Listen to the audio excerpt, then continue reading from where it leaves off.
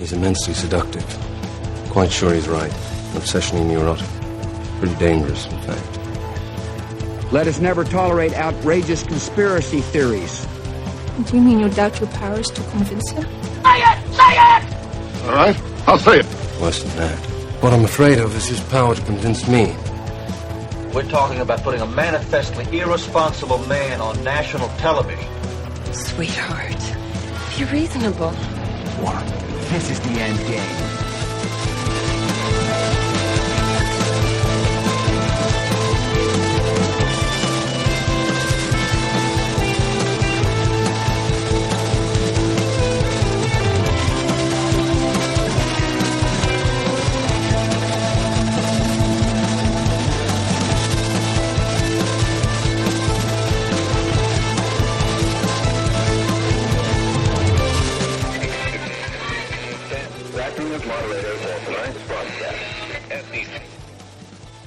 All right, it is Wednesday, June 4th, 2025, the 136th day of the Golden Age. I'm your moderator, Chris Paul. Let's be reasonable. And also a big hello out there to Badlands Media and the Badlands Media audience. Today, I am having a conversation with a man named Constantin von Hoffmeister.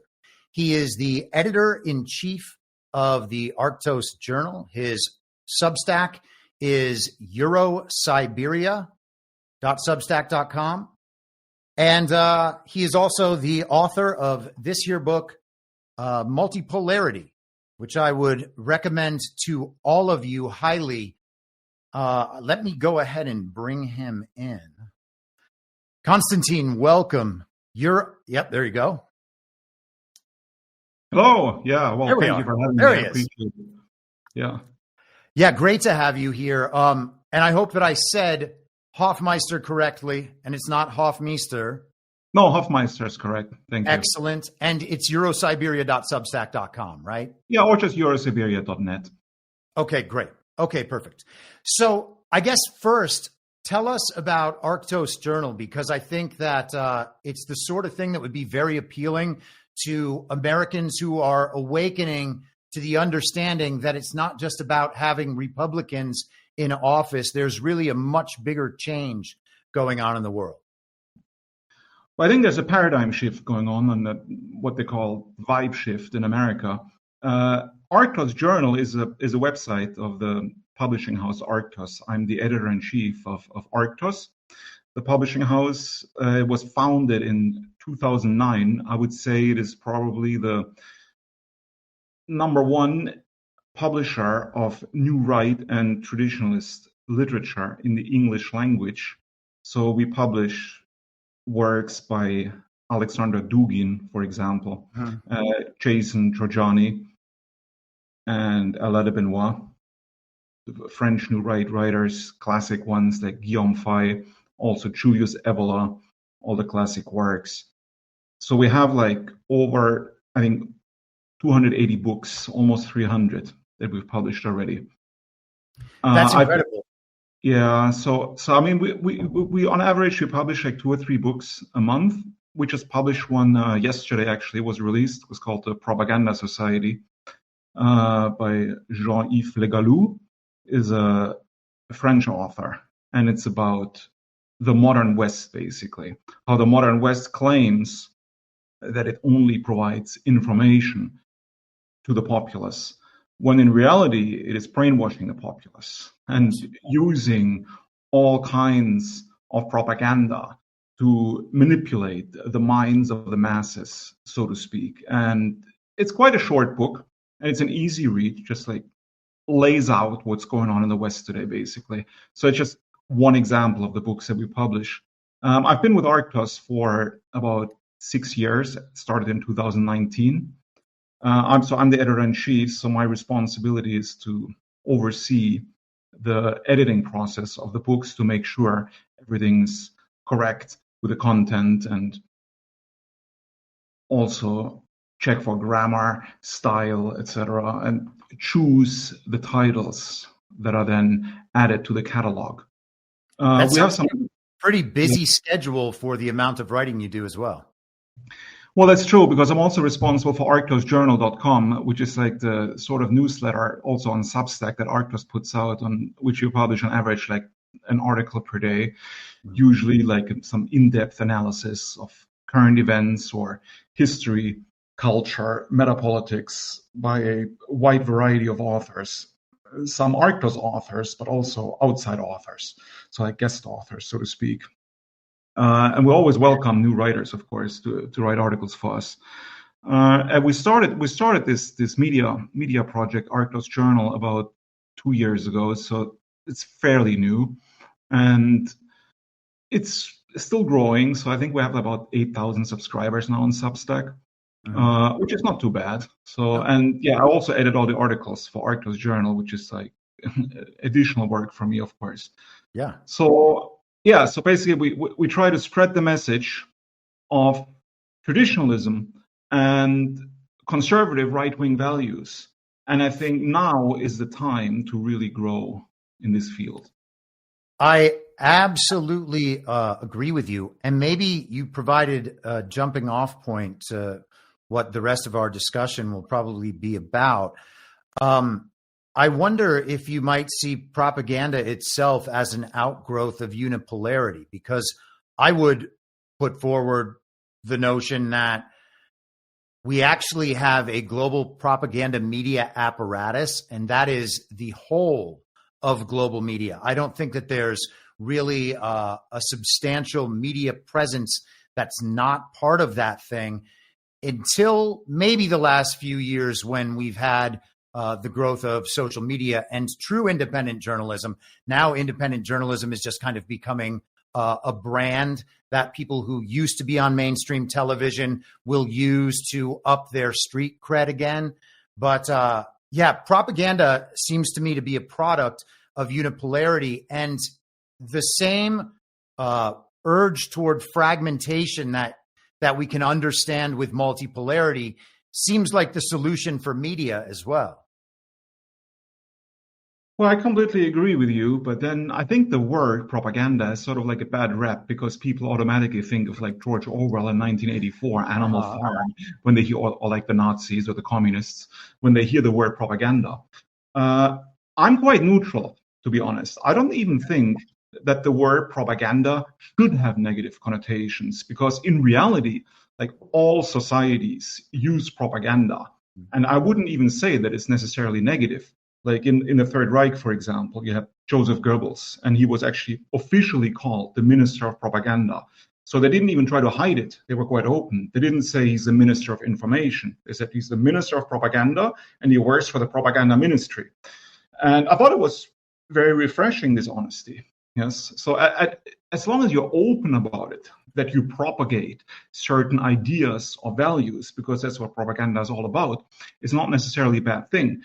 So what I'm opposed to is the kind of woke, leftist, degenerate, insane propaganda that we're subjected to on a daily basis in the West, or at least have been subjected to, because I think it is slowly fading, especially in the United States, with the advent of the golden age in January of this year. I was actually in Washington, D.C. at the Watergate Hotel for pre-inauguration ball. Yeah, it was fantastic.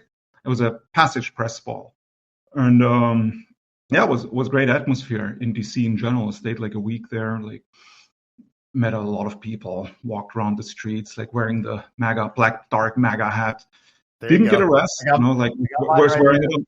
Yeah. I had the same one. Yeah, I was wearing it while I was walking around DC. Yeah, even went to the Exorcist staircase in Georgetown.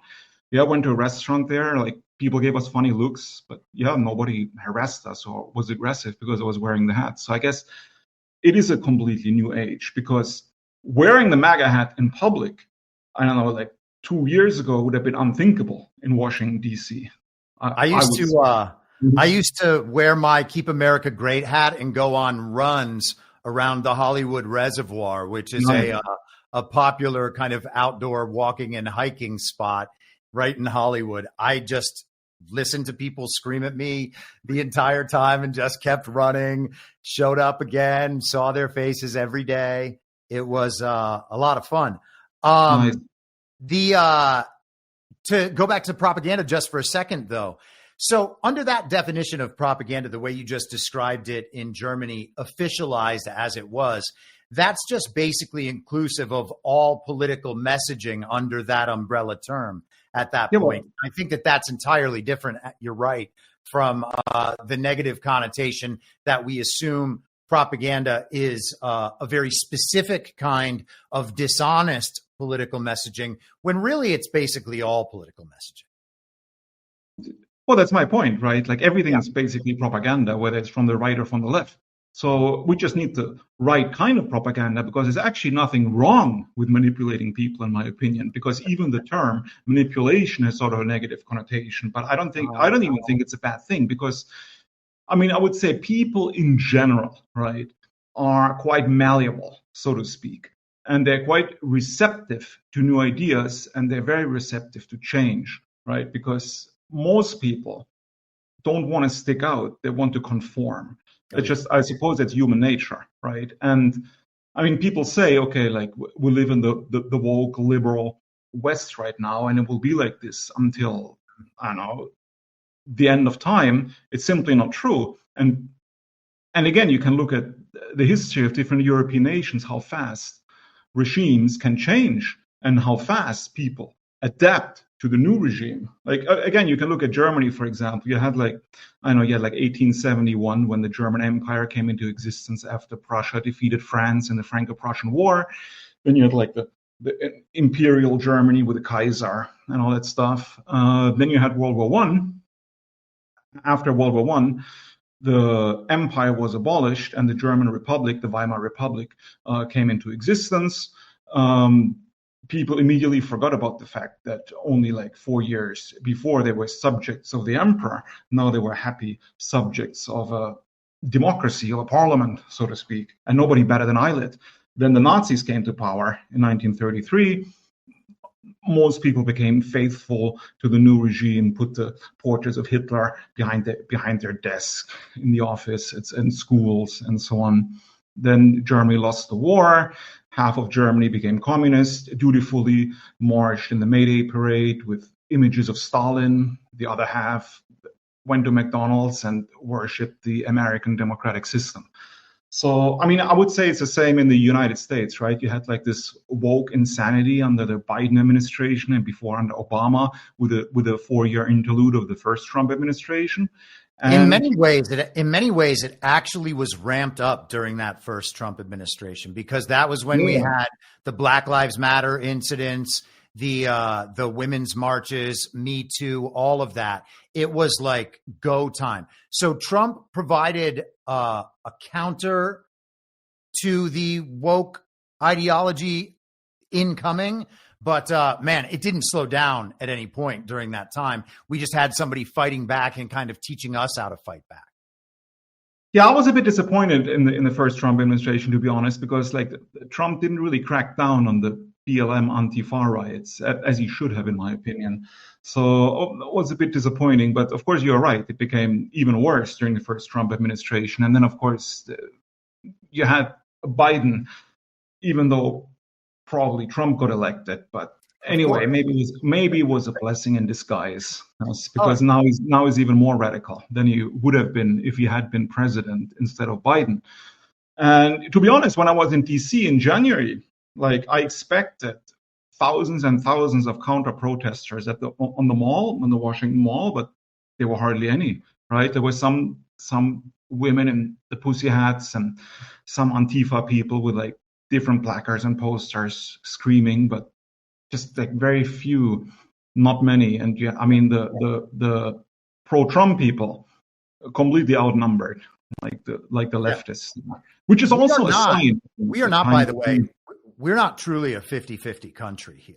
It's not even close to that. Like I would tell you, I believe that MAGA has like a vast, overwhelming majority. Yeah, MAGA also has that within the Republican Party as well. There's not anybody really to resist it in any serious way, because they've all just been shown to be so corrupted already. Well, yeah, I completely agree. I was listening to a podcast by Steve Charlie this morning, and he actually said he thinks it's about 80% you have like MAGA support basically in the United States, with only like the woke crazies is like 20%. I think that's pretty much true. And you can also sense the vibe shift in like places like Walmart or Target, for example, because now you have the Pride Week, for example. Yes, but hardly anybody cares about Pride Month, right? Hardly anybody cares about Pride Month anymore. Mm-hmm. And I mean, Turley showed like an image of Target, right? Normally it's like decked out in all the rainbow flags, and now it's just like proud American flags, basically. So, and I also read a couple of weeks ago that even Walmart got rid of all the pro-LGBTQ nonsense, basically, in their stores. I think you can probably also sense it in Hollywood, even though it's too early to tell. So we'll see. But it's definitely happening. Yes, I agree. I spent 20 years of my adult life nearly in Hollywood and know a number of people from Hollywood. I got firmly exiled from there for speaking out throughout 2020 and for, wearing my MAGA hat around the Hollywood Reservoir, that sort of thing. But the industry there is the main industry that it was is in significant trouble and has recognized that. And then there are some companies, some writers, some actors beginning to work on parallels to that industry to continue making films and television shows eventually. But yeah, I think that we're in a moment of the parallel popping up. It's less the thing itself shifting, although that'll come later. This is the possibility of alternatives and money flowing a different direction. Yeah, absolutely. Well, I have some friends in Los Angeles. I was there last year in March. Cool. And a good friend of mine, Isaac Simpson, he has the Carousel podcast, also on Substack and YouTube. Well, he has good connections, I suppose, to like film industry people. And I also know other people in Los Angeles that sort of work in the film industry. And pretty much everybody told me that even in Los Angeles, like it's changing, right? Mm-hmm. Like it's not taboo anymore to speak openly about being pro-MAGA or being pro-Trump at like Hollywood insider actor parties or the producers, directors hang out. I think more and more people are being outspoken about it. Yeah. We don't know each other, so let me just tell you this quickly. Most of the audience will know. I used to work in Hollywood nightlife and celebrity relations. And so my job was knowing as many people in that community as possible. And there was no space for that whatsoever in 2020. It would have to be you were, huddled in a corner in some dive bar. There was no, you can just go speak these things outwardly. And then, of course, in 2020 and early 2021, we also had the so-called pandemic shutting everything down. So it's good that it's expanded since then. Well, I think in the United States, you can really see a fundamental transformation taking place. Like I was in the US several times last year and this year, and I can totally feel it. Like I lived in the US for 13 years. I went to university. Wow. Yeah, I went to university in New Orleans. Oh, cool. And also went to college in New Hampshire, went to high school in Arizona. And wow. Okay, so you've been around the country. I have, yeah. Traveled to lots of states. Very cool. Except I think almost every state except Hawaii and Alaska. So yeah, I love it. I love America. I'm totally pro-American. I've always been pro-American, but now I'm especially pro-American ever since MAGA actually came to power, because now I see the United States as one of the two poles that represent the true West, so to speak. Because I don't see it in Europe anymore. Like for me, Western Europe is totally gone, basically. I wouldn't even consider it part of the true West at this particular moment. I hope the situation will change, but I'm not so sure it will. But we'll see, I suppose. What would you say about Eastern Europe along those lines? Well, that's a second pole, right? So I said the United States is one pole of the true West. I would say Russia is the second pole. So Russia and the U.S. also lived in Russia for over 10 years. So I know Russia quite well. Also traveled extensively there, and I think that Russians in general have a lot in common with, say, MAGA Americans, because the mentality is almost identical, I think, and the values are the same. So they're totally compatible. So there's absolutely no reason for any kind of animosity between these two groups, in my opinion. And Russians in general are not anti-American either, right? Because I know a lot of Americans that still live in Moscow today, right? And they never left, even though there's a war going on. And they never encounter any kind of hostility or anything at all. I mean, they live there, they work there, and they don't hide their identity or anything. So, I mean, it's totally not true what they're saying in the West, that it's like, oh, it's dangerous if you go to Moscow as an American or as a Western European. I would even say the opposite is true. Usually they're very curious and they're quite happy when people visit their country. So, or even live there. Yeah. And they're proud of it. So, I've said before on my podcast, I'm not sure if on Badlands, but that at times I think it's worth considering if Russia, as it actually exists, not as we're told it is here in the West, here in America, might actually represent the ideals our country was founded on better than we do at this point. And that is concerning for me, but it's hard to deny with what we've seen, how we've seen Russia act on the world stage in comparison to how the United States has acted prior to Donald Trump. Well, yeah, definitely. Well, I always say that, I'm in Western Europe at the moment, and in Western Europe, like people like you and I are basically in the minority, right? Especially in West Germany, not so much in East Germany, but in West Germany, you always have to be careful what you say in public when you're in a cafe, in a restaurant. I suppose it's very similar to what it was like in the US during the dark Obama or even early Biden years. And it's not like this anymore in the US, but it's still like this in West Germany. But in Russia, it's the complete opposite. In Russia, like our values, my values, your values are basically society's values, and they're the norm, which means the vast majority of Russians basically think like you and I, right? And not like the woke liberals.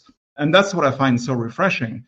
Every time I go to Russia, I can speak openly about all the quote unquote taboo topics. And the same is true in like the red states, the heartland in the United States, because people are very understanding and they're usually on the same page. And non-confrontational.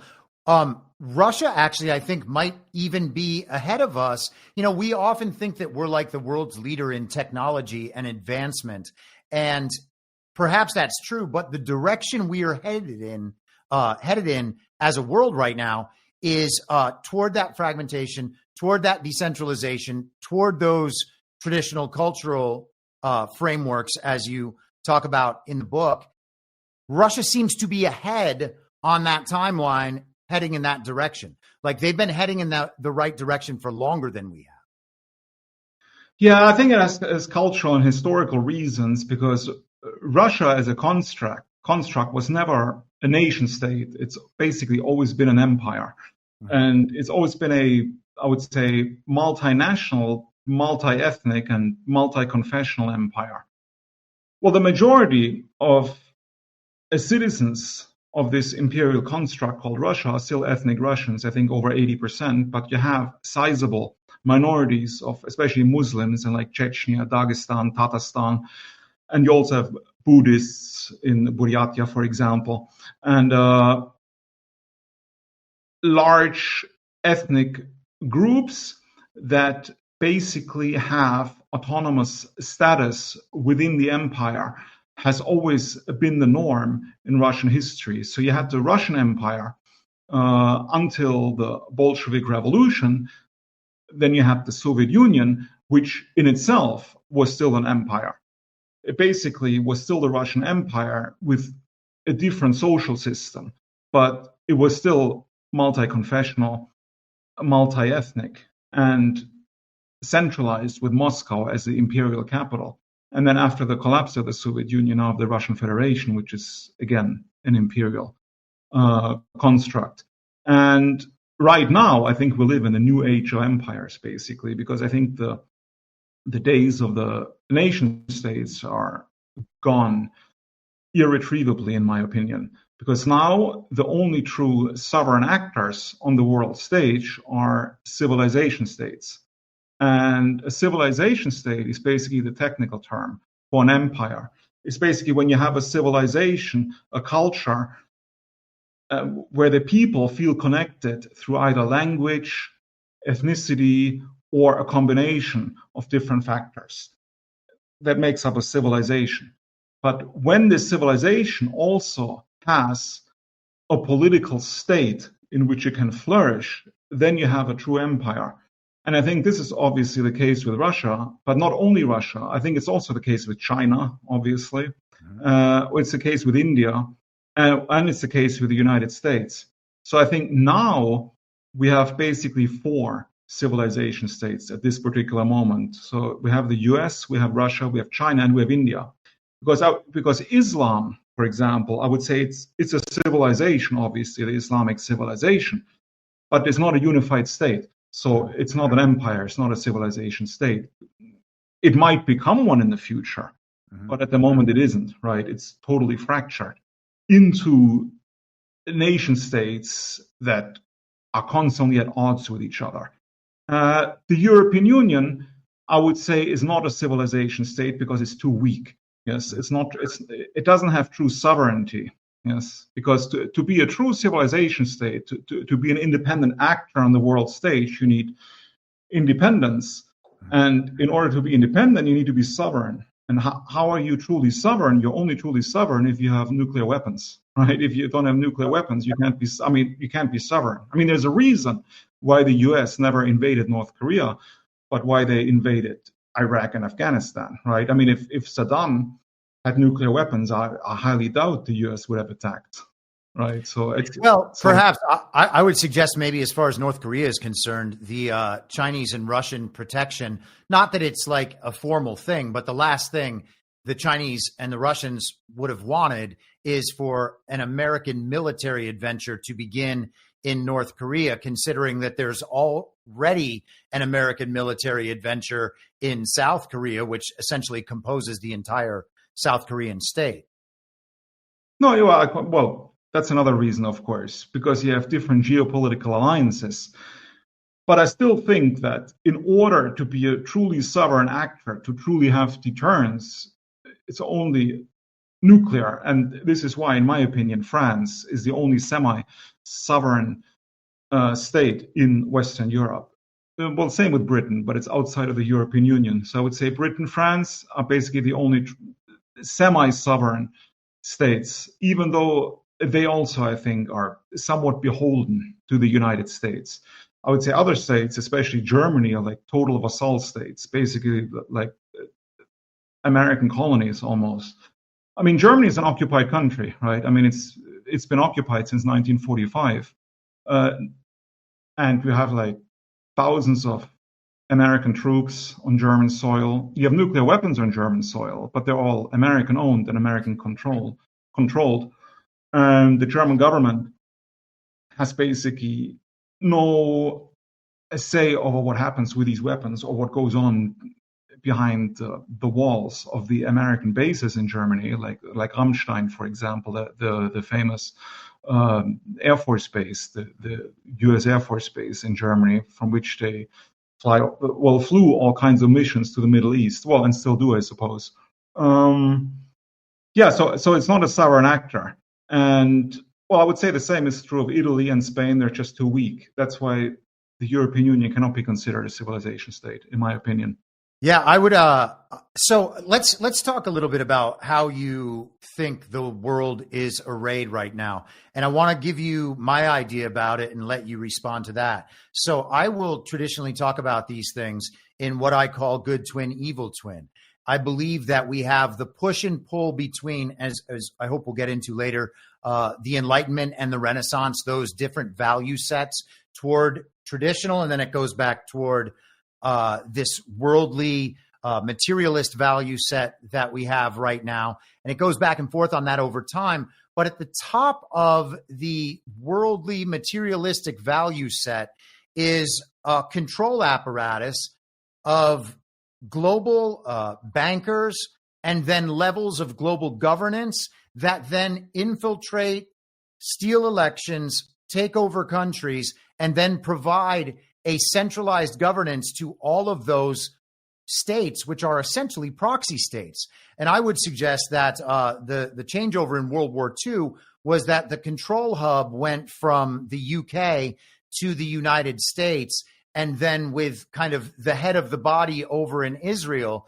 And these things essentially controlled the world because of this quote unquote international empire, which is really just a global governing body and the military that subdues the states that they mean to take over. And so I think about these things going back and forth. And under that model, then we see nations pulling away from the centralized apparatus, as I would suggest the United States has done and some of the countries in Eastern Europe have done. But that European Union is still fully under the sway of that same global centralizing top-down control apparatus.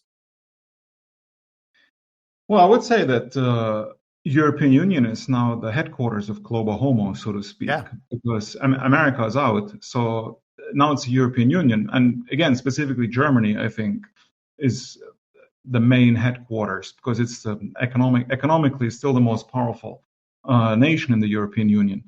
So I think it has completely shifted, right? And the globalists are in total panic mode because, as you said at the very beginning of the show, you said that the tide is also turning in Europe. And I think it is turning, at least with the populists, because you have these populist right-wing parties gaining momentum in a variety of European nations. Like you have the AfD in Germany, the Alternative for Germany, the second strongest party now.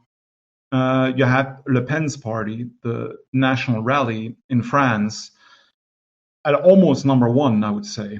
And, well, you know what happened in Romania, of course. We can talk about this in a second. Then in Poland, the right-wing candidate just won a few days ago. So you can sense it everywhere, that people are sick and tired of the liberal regime that they basically have to suffer under. And they're trying to break out of it. And this is very evident in the results of the different elections.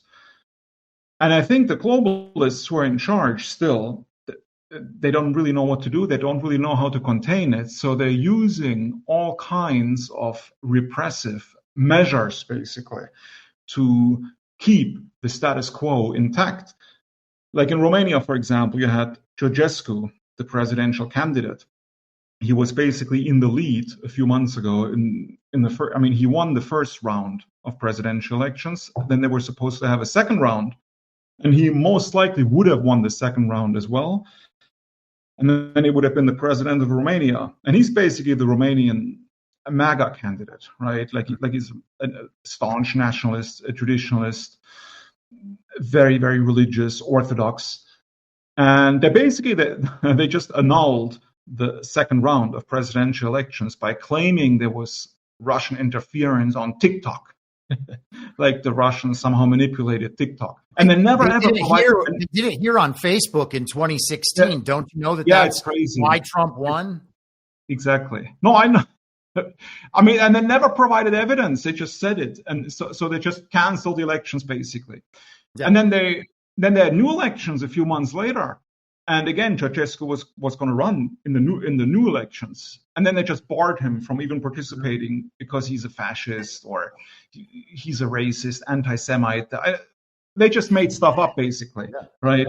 So he wasn't even allowed to run, and instead another nationalist ran, who was good, George Simeon, and he was good friends with Ceausescu. So both basically staunch nationalists. George Simeon had a very good chance of winning the presidential election, and he just narrowly lost to the pro-EU candidate, most likely with interference, especially from France, like Pavel Durov, the owner of the Telegram app. He basically said that he was approached by the French government to suppress like conservative messages about the election, basically. And so there was massive interference by the EU. I mean, the fact that they canceled the first elections, for me, it already means that the second one was illegitimate in the first place. So I mean, they don't care about democracy. It's not like democracy is it's not like they're like, we just don't care about democracy this time. But now, of course.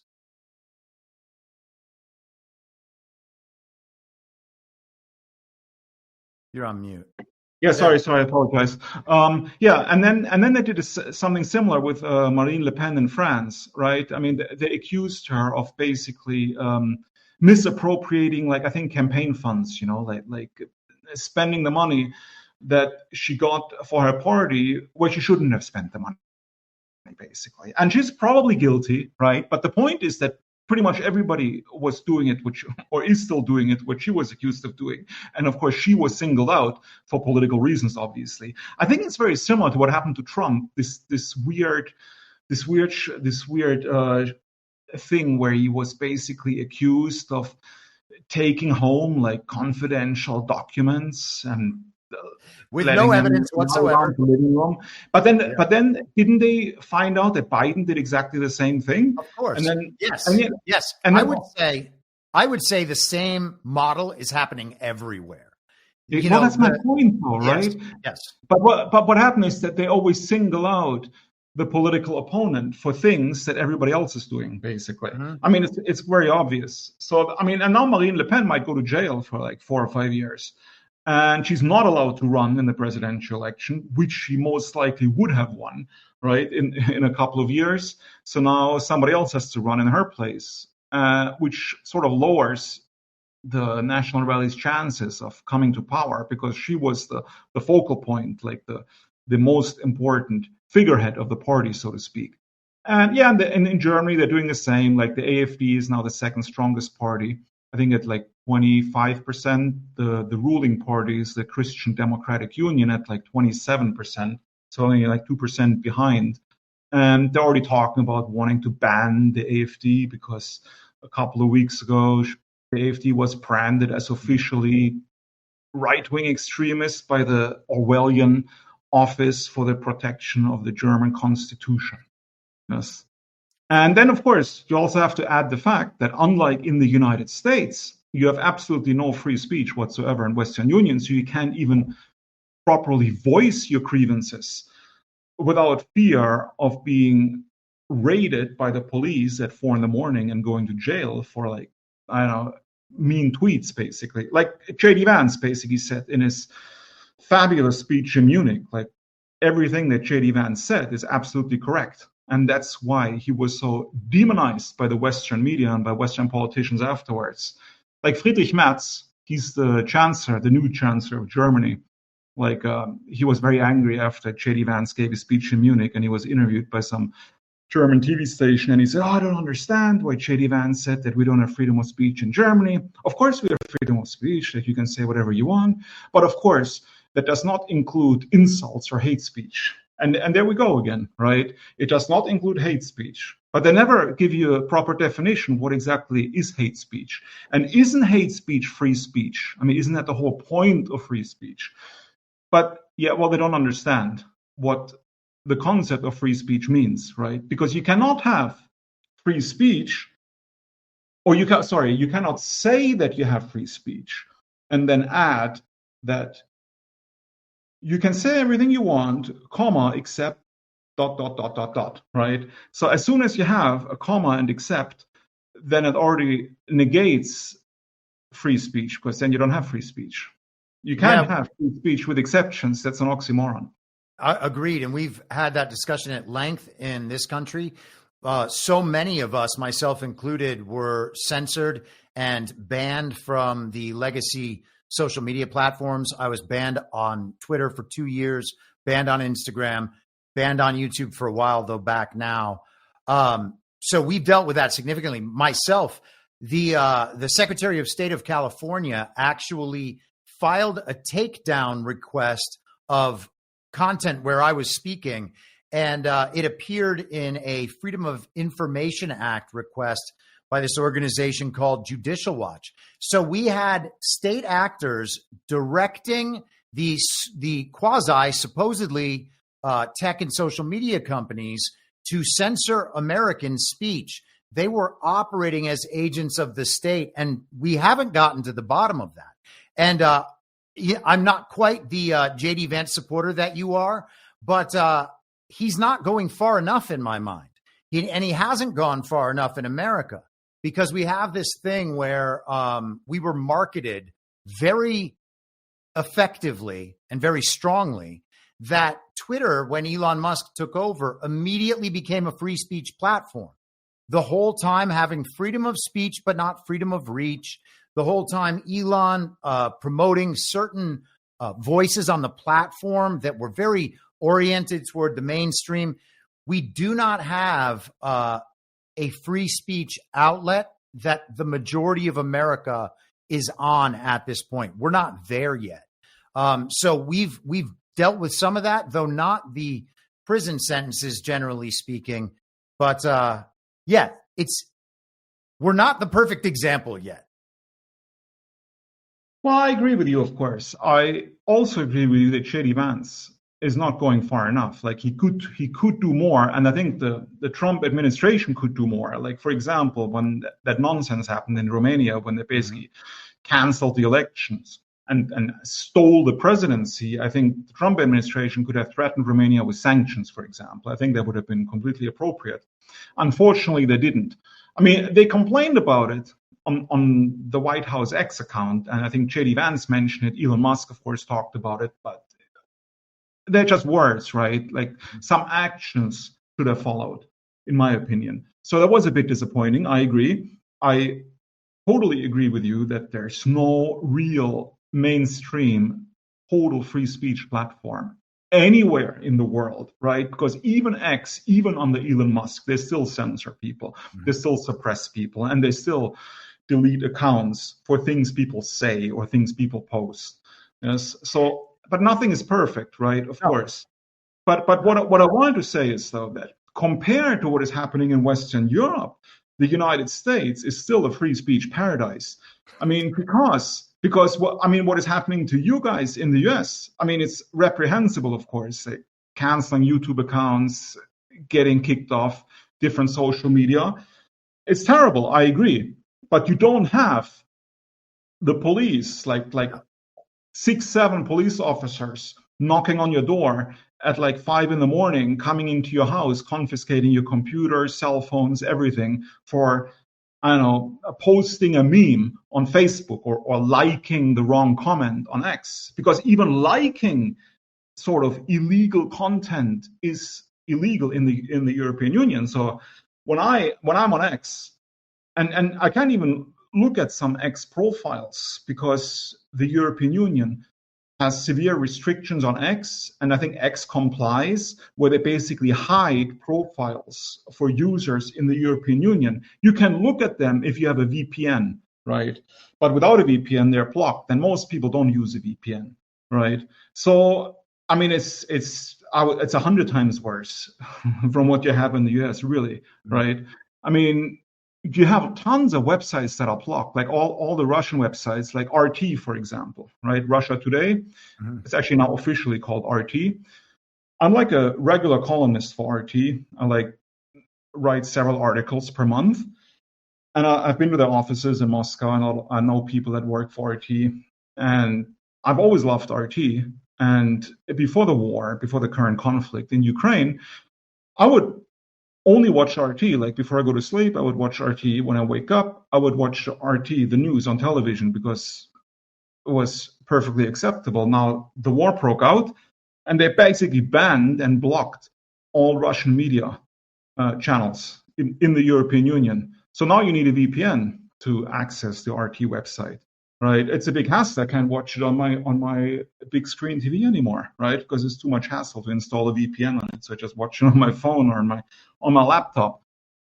So I mean, the point is there's no freedom of information, there's no freedom of speech, which is to some extent, which would be fine if the authorities or the establishment were at least honest about it. What bothers me the most is the hypocrisy, right? When they keep talking about freedom and democracy and the right to self-expression, when none of this is actually existent in Western Europe, in any shape or form. I mean, I could go on and on about it, to be honest. There's so many anecdotes.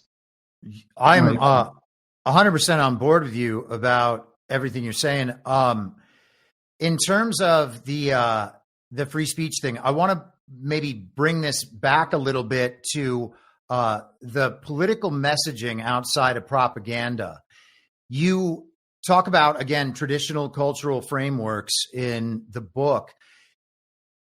Is there a way that we can pull outside of the propaganda, even as with no negativity involved, but just the idea of all this political communication and manipulation? I think that there might be something outside of that, and it's right in line with that return to traditional cultural values. It's demanding honesty at all times. And I'm guessing that you're probably familiar with Solzhenitsyn's Live Not by Lies, like that whole thing, because what you describe in Germany is what's described in the history books about Germany 90 years ago, and there's this strange way that people pretend that the ideologies matching up is irrelevant because they're not calling themselves the same names.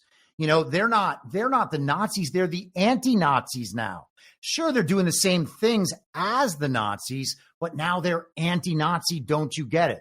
And people are just like, yeah, I guess you're right. Yeah, the Europeans they have a society like ours. They could never get that way. And I look around America and where we have come to, we had forced medical experimentation in our country in 2021. And I don't see the difference between the regime.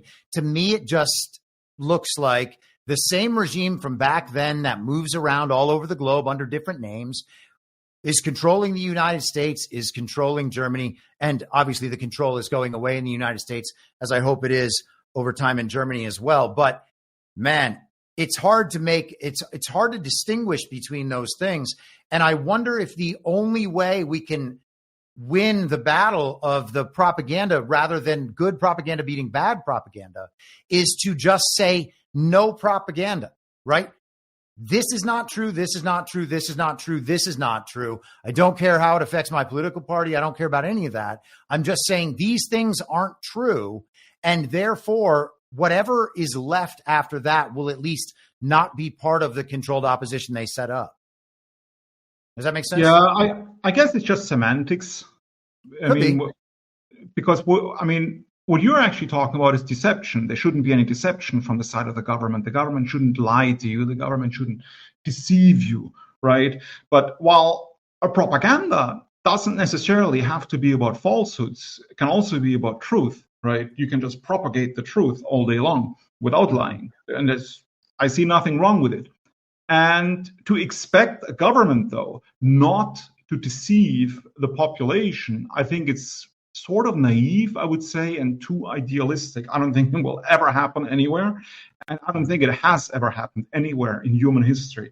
I don't think there has ever been a society anywhere on the planet or a government that didn't, to some extent, lie to its people, whether it was for their own good or whether it was for the enrichment of the establishment is really besides the point. So I'm not really optimistic, and I'm not really looking forward to like some ideal utopian state in the future where we can trust the government 100%. I mean, that's never going to happen, in my opinion. I mean, the governments will always lie, and I'm talking all governments, right? It's just the nature of the beast, to be honest. Perhaps, but that's, I think, why people like me, at least, want that beast to no longer exist, right? It's a further fragmentation where we don't have a government that speaks to us. It's like, we don't need a government telling us how it is. Like, we are interconnected now and can tell each other how it is and demand certain things culturally.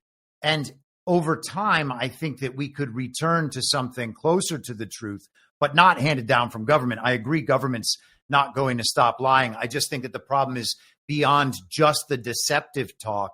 It's like, I guess if the government in its smallest possible form is telling us only the truth, fine. But again, I just don't know if that's possible.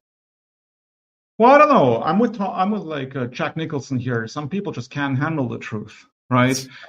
And maybe I think to some extent governments have to lie, and people actually want to be lied to. I think to some extent. You want to be lied to. Yep.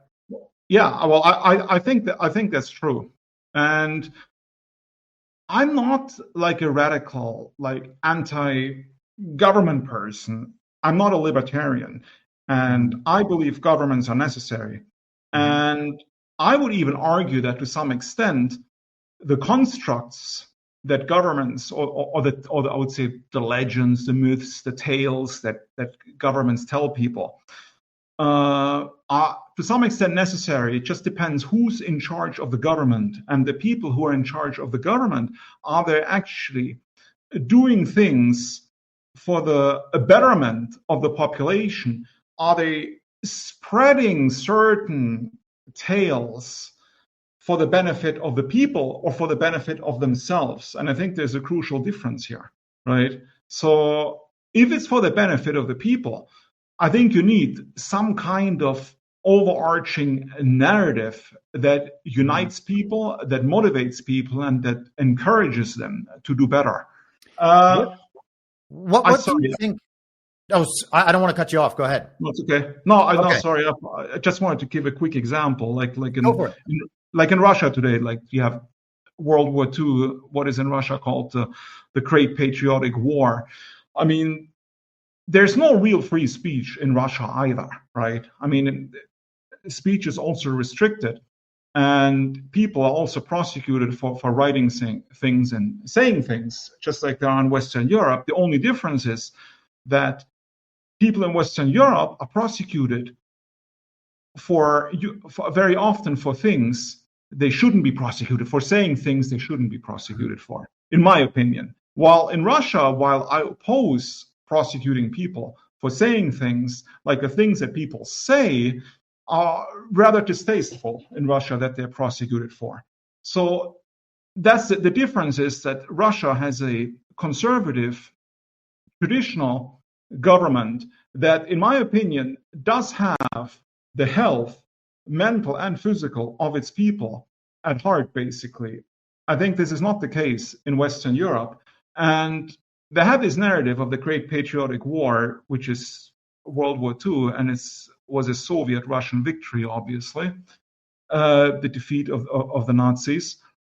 And they have this big military parade every year, and it unites the people because you have like this multi-ethnic, as I mentioned earlier, empire, and they need this sort of like unifying narrative, this sort of myth, basically, sort of like a founding myth. And I think it's the victory over fascism that is basically the founding myth of the new Russian state. And I think it works very well. And they do have certain laws that you're not supposed to spread lies about the Soviet heroes in World War II, etc. So basically, you're not allowed to question, to some extent, the official narrative of World War II that the Russian government presents to the people. But I think they're doing this because they don't want sort of like civil strife to ensue as a result of people questioning the narrative and thereby breaking the unity, if you know what I mean. Yeah, and that's got to be a tough thing to handle as well, because I can imagine that some significant portion of the Russian population is beset with Western propaganda and the messaging about why this model is good and that model is bad. And so that thing, I think, would be a tough element to handle in a way that's not actually stepping on people's rights or privileges or freedoms, I guess, however you would define it in different places. But also, I wonder, in your picture of how you lay these states out, and the fact that some level of deception might be a problem, some level of might be a necessity, just something that's going to happen, and some level of censorship will be as well. Do you believe that government of, by, and for the people is actually a possibility? Is that part of American mythology that doesn't resemble something real? And by the way, I think maybe it doesn't. And I just wish we could get back to that point where we could stop talking about our democracy and voting and elections and political parties, knowing all that is kind of nonsense and not how world leaders are determined, and move toward a more imperial understanding, because that's kind of what it is. You got Putin, you got Xi, you got Mohammed bin Salman in Saudi Arabia. Maybe Modi would fit that sort of model. You got Trump in the US. These are leaders that are going to be in position regardless of what the media apparatus says about elections or term limits or anything like that. And when we're at that point, we should stop deceiving ourselves about the form of government. That's what I would argue. And I think that you're probably aligned with a good bit of that. Yeah, to some extent, but I don't think it can be universalized. Like, you can't address the entire planet, basically. You have to address different civilizations, different cultures, because, what is good for one culture or one people is not necessarily good for another people. Yes. So, I don't know. I'm sort of fascinated with North Korea. I think it's a really cool state with a really cool ideology, basically. And I find the history also quite fascinating, and their movies, their culture, and the way they run things. And sometimes I tell people this, and they say, well, if you love North Korea so much, why are you not a communist? Why don't you move to North Korea? And why are you talking about freedom of speech? Obviously, you hate freedom of speech. I said, well, that's not true, though, right?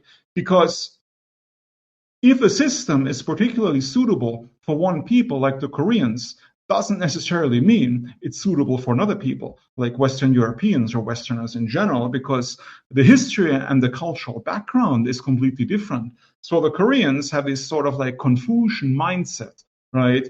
And I think they've always had this sort of like leadership cult, even before communism. So for them, it's completely natural to live under such a system. And I think this is why the Democratic People's Republic of Korea works so well, because it is suitable to the sort of soul of the Korean people, or the character of the Korean people. And I would argue it's the same in Russia, because Russia, I would say, never really had free speech or real democracy, or democracy as Americans understand it. Now officially it's a democracy, the Russian Federation, but it's not the same kind of democracy that you have in the US or even in Western Europe.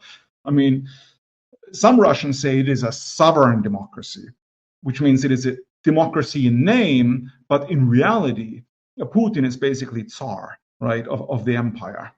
And I'm not even saying that's a bad thing. I think that's a good thing, because, again, it suits the character of the Russian people, and the Russian people are used to it. That's all they've ever had throughout the history. It is their culture. It is their deep-seated tradition. So who are we to question this? Because you have the liberals saying, yes, well, it's not right, and he jails political opponents, and there's political repression, and elections are a sham, etc., and so on, blah, blah, blah, and Putin is a dictator. I'm like, yeah, but what's wrong with a dictator in the first place? Why can't they have a dictator if they want to have a dictator? And he's been in power for too long, but why not? If he's a good leader and he's loved by the majority of his people, which he undoubtedly is, because I lived in Russia for over 10 years. So I've talked to many of them, and he's universally popular, Putin. People love him. And why shouldn't he rule for 25 years or more? Why not? The same with like Lukashenko in Belarus. I think it's also an ideal state for the Belarusian people. And that's the whole idea of multipolarity.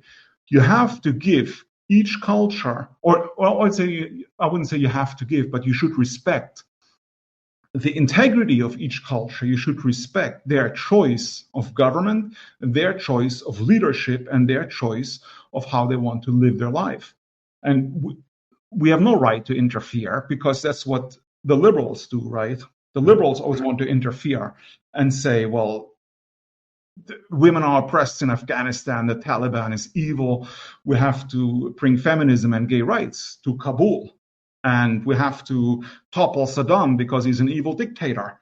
And we have to install some democratic regime that is to our liking and give them all the same kinds of rights that we enjoy, even though I would say a high percentage of these people don't even want these rights. I would even argue that the Taliban is quite popular in Afghanistan, and from what I've read, as well. From what I've read, is like the majority of Afghans, they love the Taliban, and why not? It is their culture, it is their tradition. Who are we to say that is not good for them? I think it's their choice.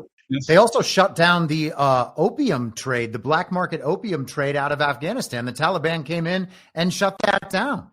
That's Exactly. really impressive. Well, yes, I absolutely agree, of course. Because it goes back to deep-rooted traditions of particular ethnic groups or particular cultures and what is good for them. And going back to what you talked about, I think Americans in general are freedom-loving people. They're more individualistic than other peoples who are more collective-minded, like the Chinese. And I think it's fine, right? I mean, even the Russian philosopher Alexander Dugin, who's a staunch traditionalist, conservative, he acknowledges, I mean, it's the American way of life, and this is how Americans should be able to live, if that's how they choose to live, if that is part of their tradition, and I think it is. So I would say that the idea of direct democracy and freedom is, of course, extremely important for the United States, precisely because it's such an ingrained part of its culture and its spirit, and it should be implemented at all costs. I'm just not sure we actually have that now. No, you don't. Our you don't. perception of what it is so skewed that I would prefer the cultural shift to occur where we understand, hey guys, we were told a story about this, but this isn't actually how the world works. And that powerful man is trying to treat everybody as well as he can. But you got to understand, you're not going to put your special little flower in there in his place. That's not going to happen. Yeah, well, I agree with you. Well, you have the whole idea of states' rights. I mean, which is, I would say, semi-functional in the United States. Like you have, I don't know about that. Course, right? So, I mean, how to improve it though, right? Like, what is not to your liking specifically, like in the United States right now? Well, I would suggest that our country is controlled by a uniparty, that the Democrats and Republicans are essentially the same thing on all the issues and policies and cultural aspects that really matter. And you have an extreme end of the Democrat side of that uniparty that has made a lot of noise for the race stuff and the gender stuff. And it's been met with a significant backlash from inside that uniparty structure in a controlled opposition sort of way. And that what we need actually exists outside of that uniparty, because, our elections aren't real here. They're not real at the state level. They're not real at the federal level. Donald Trump, we can say, we don't need to get into like the specifics of these different elections, but Trump was coming back no matter what. That was never in doubt. They could not have sold us a Kamala Harris victory after she was not even properly nominated. The entire thing here is a sham. And one of my priorities on this podcast is to move us kind of past that, to recognize what that is, and then only maintain the parts that we really do believe in, because we had this original founding constitution that contained a set of ideals that are no longer present in the Constitution that we have now, which was, overthrown and inverted 160 years ago, changing our society from a republic into a democracy to focus on individual freedoms. It goes instead to equality. And the system itself, the directionality we talked about before between kind of Enlightenment, scientific materialism, et cetera, and the more Renaissance spiritual godly version, we're going back and forth between that thing. Trump's here now, thank goodness. But I would just prefer that we recognize the traditional form for what it is, understand that the enemy had possession of that, and that we need to extract possession of that. And, the form of government is secondary. Well, some people argue that the deep state basically changed course, and they realized there's really no chance to stick with a woke agenda and to stick with Kamala and all the insane Democrats. So they realized like the way forward is really MAGA. Basically, it is Trump. It's a total course correction. So I think the deep state. Well, some people argue that the deep state basically allowed Trump to win another term, basically, right? And I would say they had no choice because they're being met with a more powerful force aligned with other more powerful forces in the world. But I agree with you that they had no other option. And so now they're trying to just kind of cling to Trump and MAGA, ride out these next 4 years, subverting him in every way possible, and then retake control after that. Well, I was just going to address that, actually. I find this very problematic with the American system. I mean, I sort of agree with you that there's a uniparty. There's hardly any difference between Republicans and Democrats. You don't really have a multi-party system. Well, you have more than two parties, but the other parties don't matter. So really, it's a two-party system. I mean, nobody cares about the Green Party in the U.S., right? Mm-hmm. So, I mean, it's Democrats, Republicans, of course. Now, with MAGA in power, and what you just said, like, your theory that the deep state is trying to subvert Trump as much as possible and then take control again after the 4 years and install another liberal puppet, I'm not so sure that's possible, because some people say that the people of the United States, as we discussed earlier, I mean, 80% are basically behind MAGA. I mean, or at least against that woke insanity, the liberal bullshit. Basically, they can't stand it because it's madness, basically.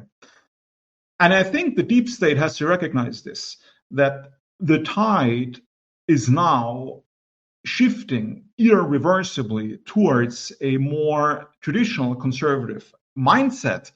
So to install another liberal person like Biden or Obama, some puppet, would be completely counterproductive to the interests of the deep state, even if it wants to stay in power. I would agree with that, but I would also say that the plan wouldn't be then to install a new liberal in 2028. They would just run Kamala Harris again and allow J.D. Vance or Ron DeSantis or someone else, not Donald Trump, who is fully under control, to retake the reins of power in the country. But that person is then like a full embodiment of the Republican establishment that MAGA has been fighting for so many years. Because it's not just that MAGA took over the Republican Party and now the Republican Party has become MAGA. It's that there is an ideological war between MAGA and the Republican Party.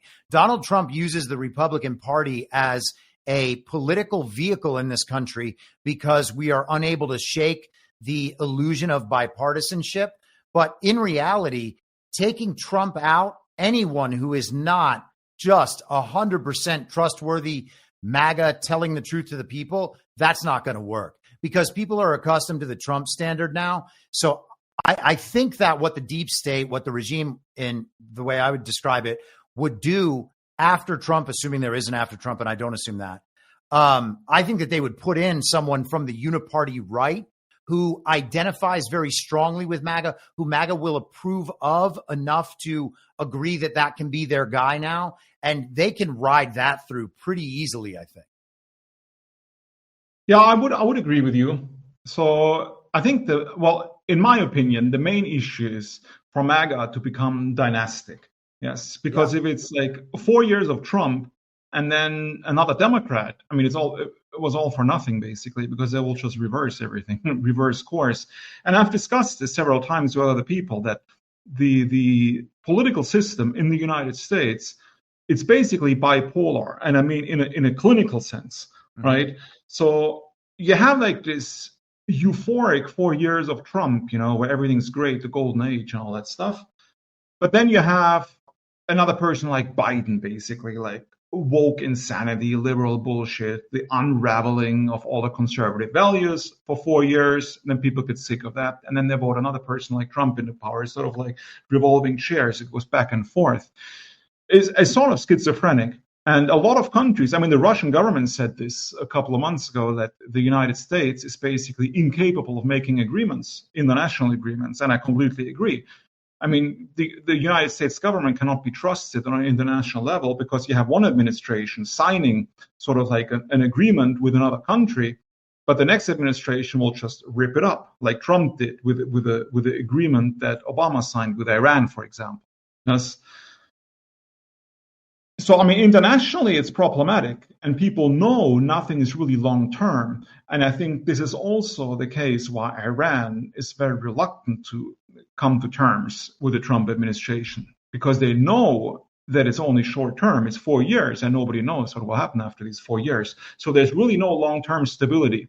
And some people say that governments like the Russian one, for example, where Putin's been in power for like over 2 decades, are superior to some extent, because there is more ideological continuity, and therefore there's more room for progress and growth. Because if you have like 4 years of the golden age, if you have progress and growth, but then it is suddenly halted by another insane Democrat, then you have devolution again. You have to start from scratch after the next 4 years. And it's like progress, halt, back, and so on, right? While in other countries, it's not like this. You just have one ideological line that can develop over time without these sudden schizophrenic shifts and interruptions.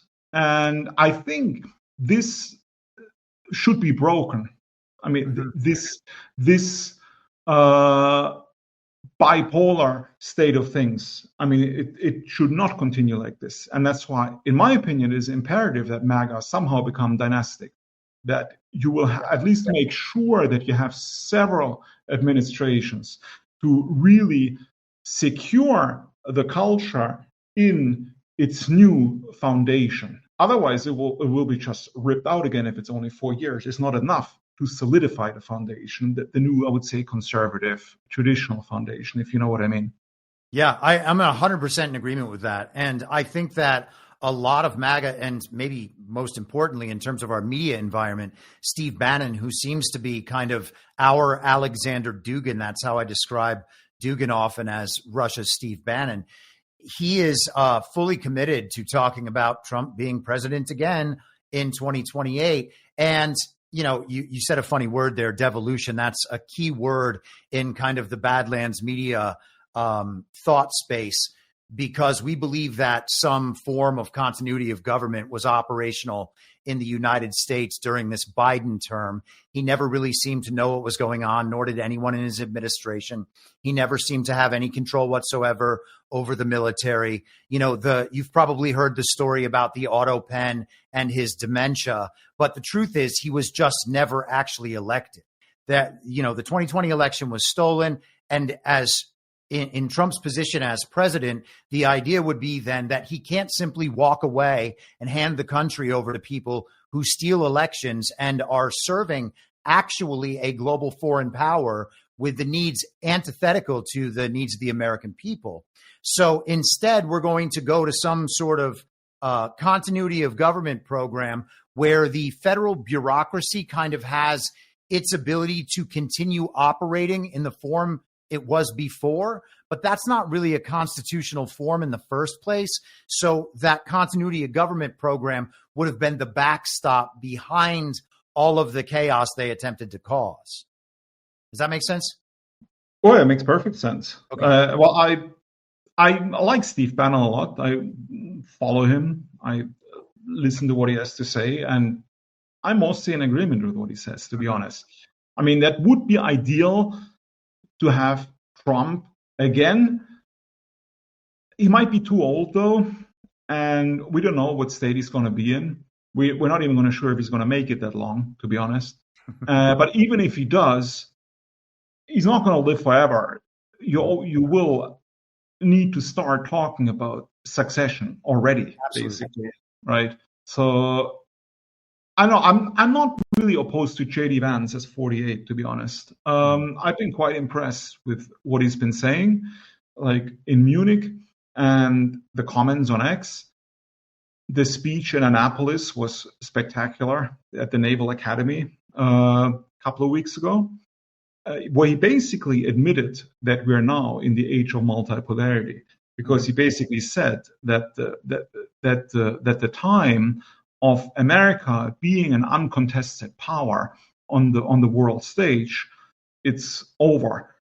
And he's correct, of course, right? And I think a lot of Americans are realizing this now. And Marco Rubio said the same thing a couple of months ago when he said that we now basically live in a multipolar world.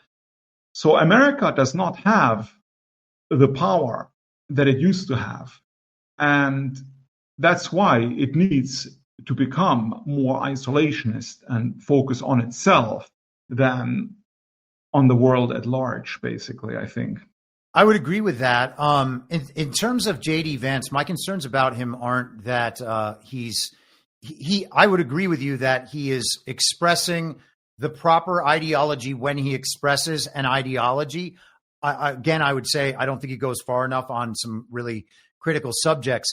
But in terms of multipolarity, the reason that I'm primarily concerned about J.D. Vance is that I worry he could be part of that same establishment, because I think that there's two ways multipolarity can go. I think that multipolarity is an inevitability, but I also think that there is a version of that that is even further fragmented, the kind of the Curtis Yarvin patchwork idea where, you know, the elites and the oligarchs in the world, if they want to buy a bunch of property, set up their own totally autonomous society, that's going to be the way to go. And I guess it's possible that he might be right down the line, but it's strange to me that the people aligning with that ideology are almost primarily elitists, primarily the same establishment people before, not authentically MAGA, and totally committed to techno-futurism.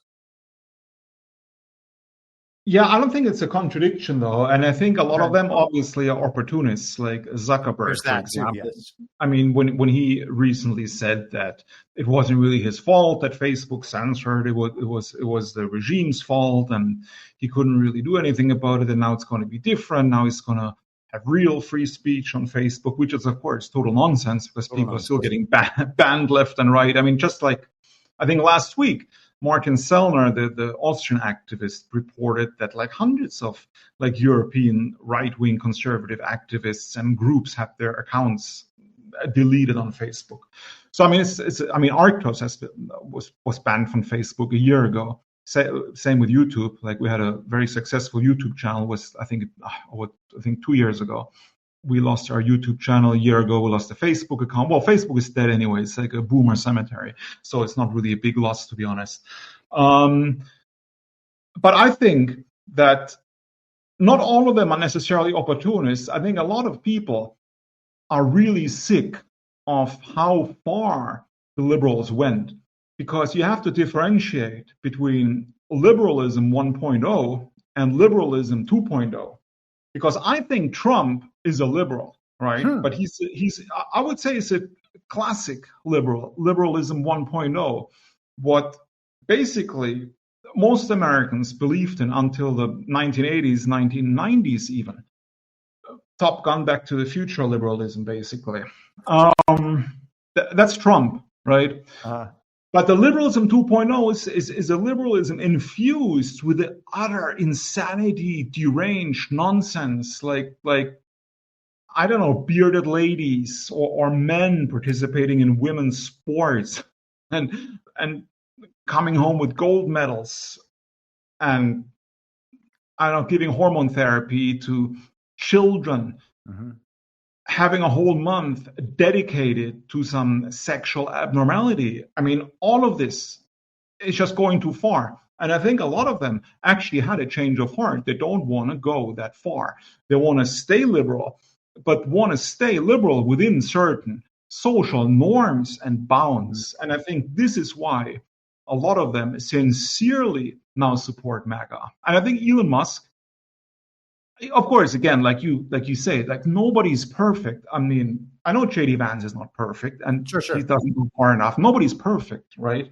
And I think Elon Musk, of course, is also not perfect, but he's doing a lot of good things, and he says a lot of good things, and he does have massive influence. Like when he criticizes like Western Europeans, the Western European leadership, and their shenanigans nonstop. And it causes massive outrage in Western Europe. Like the media is full of it. I love it. It's wonderful. It's marvelous. So, and I think a lot of them really mean it when they say it. So I'm a bit more optimistic than you, I would say. And I think that, I mean, the whole idea of technocracy is not necessarily negative either, because you can view it from a sort of archaeo-futurist angle, because the genie is out of the bottle anyway. Talk about Nick Land and accelerationism, right? I mean, it's already here, artificial intelligence, and it's not ever going to go away again. It will stay, and it will progress, and at a very, very, very, very fast rate, and it will massively change everybody's lives very, very soon. I mean, it already has, but it will be even more so. It's in the very near future, because the transformation or the speed of transformation is exponential. The more it develops, the faster it becomes. My favorite chapter of your book was the one on archaeofuturism. So I'm glad that you brought that in. My concern about people like Elon is not that they have not adopted the right values. It's that ultimately, and I'm not putting this on Elon, I'm just saying it's a concern. I could be wrong. I hope I'm wrong.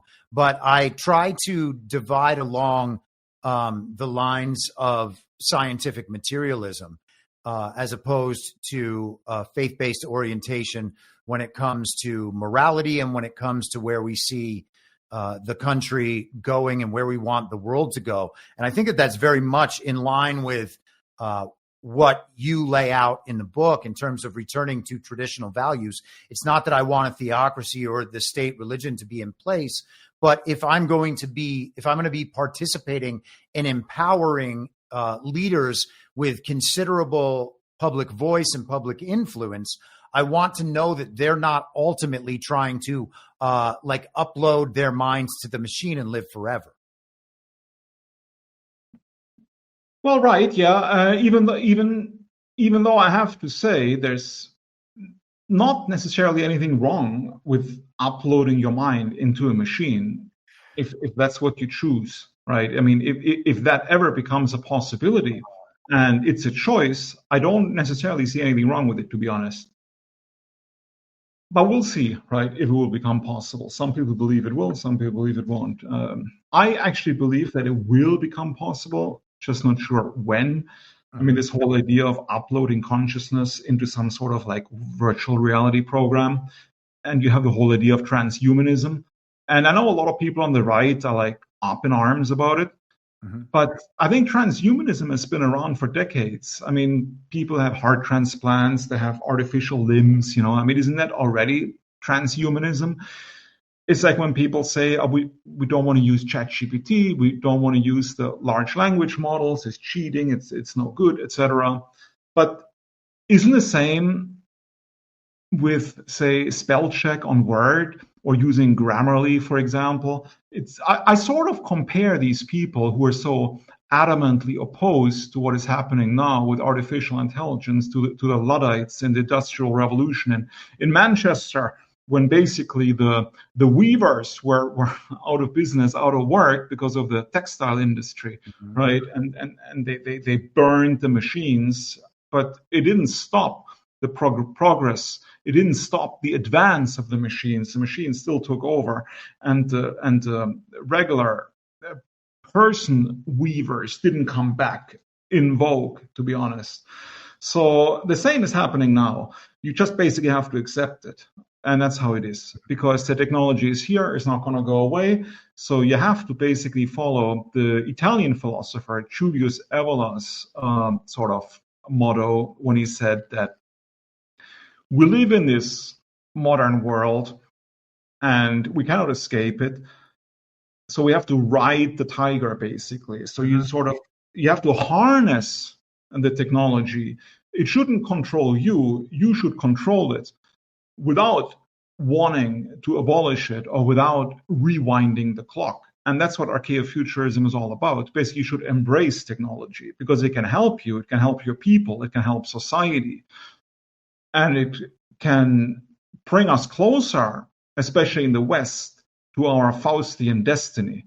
Because Western man, is inherently a Faustian being. And what does it mean? It means that Western man is never satisfied with the status quo. He always looks for new frontiers, always wants to go further, always wants to expand. That's why really all the great explorers in human history were pretty much all from the West, like Neil Armstrong on the moon, Christopher Columbus discovering America, or the Vikings, Leif Erikson. Before Columbus, the British Empire expanding across the entire globe, that the sun never sets on the British Empire, all that stuff. I mean, this is inherently part of the Western character. And I think Elon Musk personifies it today because he keeps that dream alive, the Faustian dream of Western man, with his idea or his project of colonizing Mars. And I think it's very, very important to have this project, because especially for young people, because it is really something to look forward to. It's some adventure. It is a frontier. It's an undiscovered country, basically, the new undiscovered country.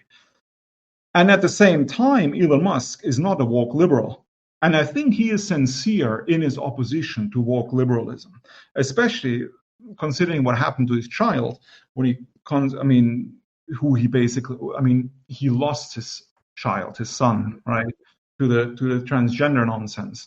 And I think he's sincere. So I think he's sort of epitomizes what archaeofuturism is all about. You keep the values that made society strong, enduring values or enduring traditions, but you don't reject progress. You accept it, especially technological progress. You embrace it, especially if it propels you forward to new experiences and new spaces, especially in the area of the cosmos. That's where Elon Musk wants to go. I don't know if you are familiar with who General Stephen Quast is. He was on a podcast by this host called Sean Ryan a couple of weeks ago. I would highly recommend it. He is a mentor to those of us at Badlands and attends our conferences and whatnot. But he is he runs a company called Space Built. They're in the space industry, which I think is, much more expansive than quote unquote outer space. I think it's about cyberspace, the information technology. And I also think it's ether, but that's just me. But he is very tech optimistic, but to the extent that our technology remains seen as a tool and not our entry point to some utopia. The idea that we are very clear about what is and isn't godly while embracing these new parts of the world. Well, the argument could be made that it is sort of godly and it is natural because technology was essentially created by humans. And since humans are an integral part of nature, everything we do is natural. So, but for instance, seeking eternal life on earth as opposed to seeking eternal life in heaven, you have the material, the worldly to the godly. You have that. These are polar opposites ultimately. And when looking at the technology, one of them can be the same technology can be used in a way that is godly or ungodly, or worldly, as I said. And I think that's how I would make the distinction. Yeah, to be honest, I don't think eternal life is ever going to be possible. I mean, life extension is most definitely possible, and it will happen. You will have radical life extension. I mean, that's actually a term, like radical life extension. I mean, you have like the whole cryonics movement where people basically have their bodies frozen after physical death in the hopes of being resurrected at some point in the future when technology has advanced far enough.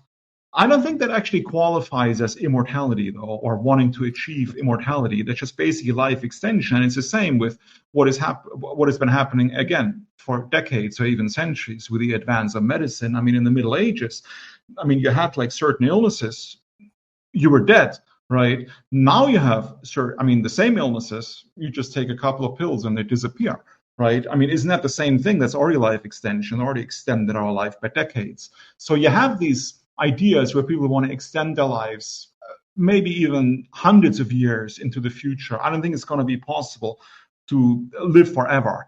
I mean, that's not ever going to be possible, because I guess eventually the universe or our galaxy will cease to exist, and then we will also cease to exist, right? So I'm not really that opposed to it, not even from a religious or spiritual perspective, to be honest, because I don't really see a contradiction necessarily. Okay, yeah. I mean, I guess just in the kind of outside extreme case where you could upload your consciousness to the machine and then continue living consistently in various, biotechnological bodies. You know, there have been some movies and some television shows about a concept like that. I mean, if you are just always only that consciousness existing and taking on physical form after physical form so that you can just keep going for as long as you want to and then ultimately decide to die, that's a strange existence as far as I'm concerned. Very strange. No, I would agree. It's definitely strange. Not sure if it's going to be possible, but yes, it's not normal to want something like this. I mean, the whole idea or the whole concept of consciousness is quite interesting, to be honest. I mean, you have the idea of soul. Like, religious people believe there's a soul. Like, the physical body dies, the soul goes to heaven or to some other kind of afterlife.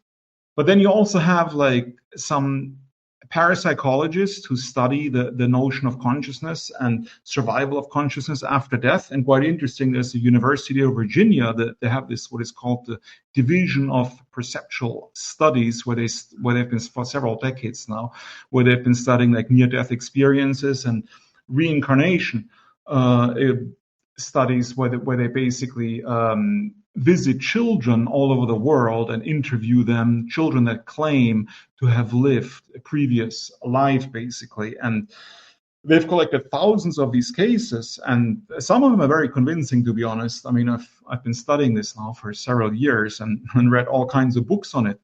And I mean, these are serious scientists doing it. They're not like some strange gurus or religious people or hippie spiritual types. I mean, they're very grounded. I mean, it's a real department at a respected university in Virginia. And some of it is very interesting. I mean, what they say about consciousness surviving after bodily death. We don't really know exactly what happens, but there are definitely certain things that are worth considering when it comes to this topic. So the whole idea of wanting to, what you just said, of forcing the same consciousness to exist in different physical incarnation is sort of like torture. Yes, that's probably true. And it might also be true that, some people argue that if your body dies and you have it sort of frozen, like with a whole cryonic system, that even when that body is somehow reanimated, the consciousness won't be in the body because it will already have moved on, some people argue. Well, that's quite interesting. I thought maybe we could get into, along the lines of the archaeofuturism idea, what you mean by, and this is for the audience, I know it's laid out pretty well in your book, but what you mean by the Holy Roman Empire of the future. well, that's just wishful thinking on my part, basically. It's sort of my wishful thinking is good. We should have ideals that we're aiming for. And it's what's absolutely necessary, because you have to keep some sort of optimistic attitude to keep going.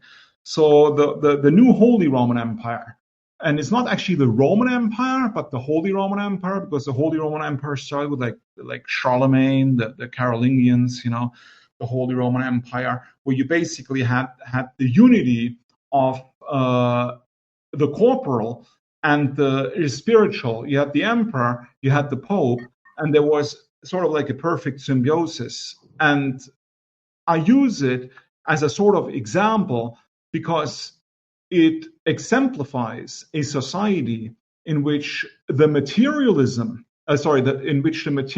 aspect is not as important as the spiritual aspect, because in the Middle Ages, nothing was considered more important than the immortality of the human soul. And everything, the entire literature, the entire culture of the Middle Ages was geared towards this particular goal of making sure that your soul lives forever in some form, basically. In the religious sense, of course, in the Holy Roman Empire, I think it was the Catholic Church, which also laid down the values, the foundations of spirituality and sort of behavior. So how people should behave, what makes a society great, where the emphasis should be in society. And I think feudalism in the Middle Ages as a system has been vilified, I think, unnecessarily so, because feudalism worked very well in the Middle Ages. Like you have the king, then you have the knights or the lords, you have the serfs. Like everybody basically knew their place, and the system worked to some extent very well. And I think it was never really abolished, because I think the feudal system is basically the natural system of humankind, and to some extent, like democracy, I would say communism, all different incarnations of it, because we always revert back to this sort of elite rule that we always decry. And then, you have like the Russian Empire. People decried the Tsar. They didn't like the Tsar. They revolted against the Tsar. They rebelled. Then they installed communism. And then you have the commissars and the apparatchiks, the Soviet elite, basically. So the elite's basically just getting replaced. But the feudalism as a system is basically the default system of mankind. And that's been proven throughout centuries. And in my vision in the book, the Holy Roman Empire would be a future Europe, basically, that is united, not fragmented into different nation states that basically compete against each other, but it would be like an imperial construct from Dublin to Vladivostok, so including Russia, like a super empire, basically, that would span like over 10 time zones. And it would, of course, have a sort of state religion to instill proper spirituality and values in the populace. And through the use of propaganda, since we already discussed it earlier, people would be taught the importance of spirituality over matter, but at the same time, because it would be an archaeofuturist society, technology would still be used and it would be harnessed, but for the betterment of society. Like you could have, for example, recreations of the Roman Forum, where you could immerse yourself in ancient Rome through, I would say, augmented reality, where you could be in actual Rome, but through the use of augmented reality, through various devices that you could wear, you could feel that you're in the middle of Rome. And through this immersive environment, you could learn a lot about your past, because the value would be placed on the collective and not on the individual, meaning the good of the collective is more important than the good of the individual, meaning the good of your people.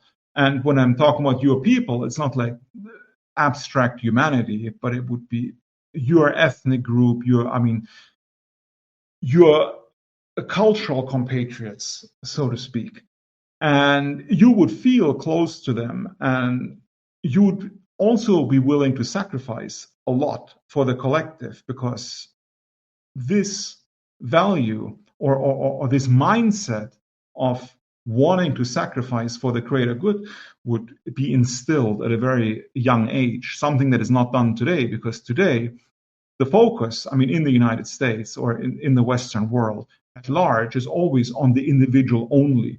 Like, you should only basically think what is good for you. You should never think what is good for society at large. What is good for you is the highest value. And people always say, well, but it's freedom, especially libertarians. They say, yeah, but that's what true freedom is, like, what is good for me as long as I don't hurt anybody else, right? I mean, but that's, in my opinion, the wrong ideal. The right ideal that should be instilled in the people would be the ideal of what is good for me, but also what is good for my people, yes, as a whole. That's the kind of mentality people should have. And I think this kind of mentality can really only be achieved through religious fervor, through some kind of religious instruction. And that's why I think religion is of prime importance. And that's why it would be a Holy Roman Empire, because the main focus would be on religion and spirituality. And it would obviously be Christianity, because Christianity is the true religion of the West. And nothing else is at the moment. And nothing ever will be, obviously, because it's been so firmly implanted in Western consciousness and in the Western mind that it's almost synonymous with the West. I mean, Hilaire Belloc, the Catholic writer, like I'm paraphrasing, I don't remember the exact quote, but he basically said that Europe is the church and the church is Europe, and he was absolutely right. So that's interesting then, because we have the religious model married to then the feudalist model, both of these representing a more natural order. And then on top of that, the push and pull that we've talked about gets layered on the democracy or potentially communism or fascism or whatever the brand names they put it under. All of that is the reversion to the state away from the church. And we begin, and I don't even mean the church formally or whatever the church in this case can stand in for that cultural religious fervor. You got to push and pull between that and the state. And it seems like we've been committed to the state for a really long time, which in my estimation is only left wing. Like, you can't be a right-wing statist, right? You're moving away from statism by going right, but returning to these cultural values. And I think that these fragmented societies, even the notion of feudalism, I'm not necessarily put off by, these fragmented societies where they are governed by a monarch, potentially, or some small council, but probably a monarch, because otherwise you end up getting toward the democracy idea. That's a way to instill the kind of culture you're talking about, so long as the people inside that system are allowed to exit for a different system. Yeah, but if you had, say, a Holy Roman Empire, there would be no other system into which people could exit. Yes. Mm-hmm. So even if you disagreed with the system, you would have to make your peace with it, because there would be no other option. Yes. And I would say that this is the ideal way, because if you want to have a society that benefits the majority, then it needs to be a society which has no real alternatives, because it considers itself to be the almost perfect society. So it could be maybe reformed from within, but definitely not from without. And I think this is the main idea of multipolarity, that there are no outside powers that have the right to impose their values on somebody else whose values are inconsistent or are different from the other person's value or the other entity's values. All right, let's go ahead and do this. We can take a break. I can play an ad. We can get a drink of water, and then I will see you in 2 minutes. Does that sound good? All right, great. Awesome. Big Pharma is officially on notice. People drinking methylene blue and stuff like that. Yeah, methylene blue, which was a fabric dye. Yeah. Yeah, it was a textile dye. And now they find out it has profound effects on your mitochondria. Yep.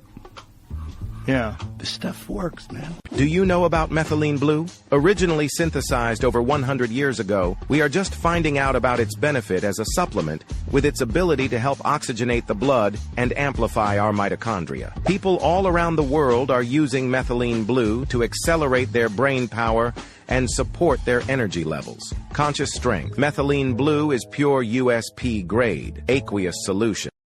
Click the link to learn more and shop Conscious Strength now. By now, you've probably seen the new collab between Rise and Badlands Media, but I'll tell you what you haven't seen yet. The end of Clown World as we know it. But have no fear.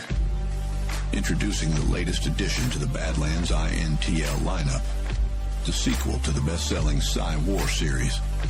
We've been conditioned by these clowns to accept their circus. But it's time to unwind that and strike them out the history books. The future belongs to the real, and we've got it in droves.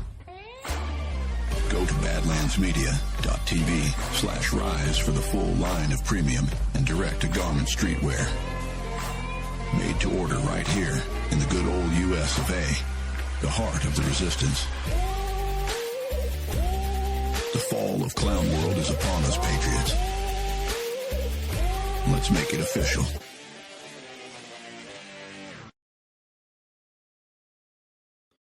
All right, we are back. So we were just talking about the Holy Roman Empire and that essentially being a super state that dominates a massive land mass, and then probably the seas that would protect that land mass.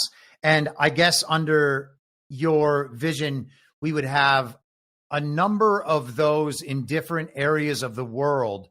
But my question is this: if we have that arrangement and we have this perfect state, more people are going to want to join that state potentially and associate with that culture, as kind of the satellites to the west and the south of Russia might have done at various points in the past. What prevents a super state of that magnitude from going and trying to take over and dominate other lands that don't want to be a part of the superstate?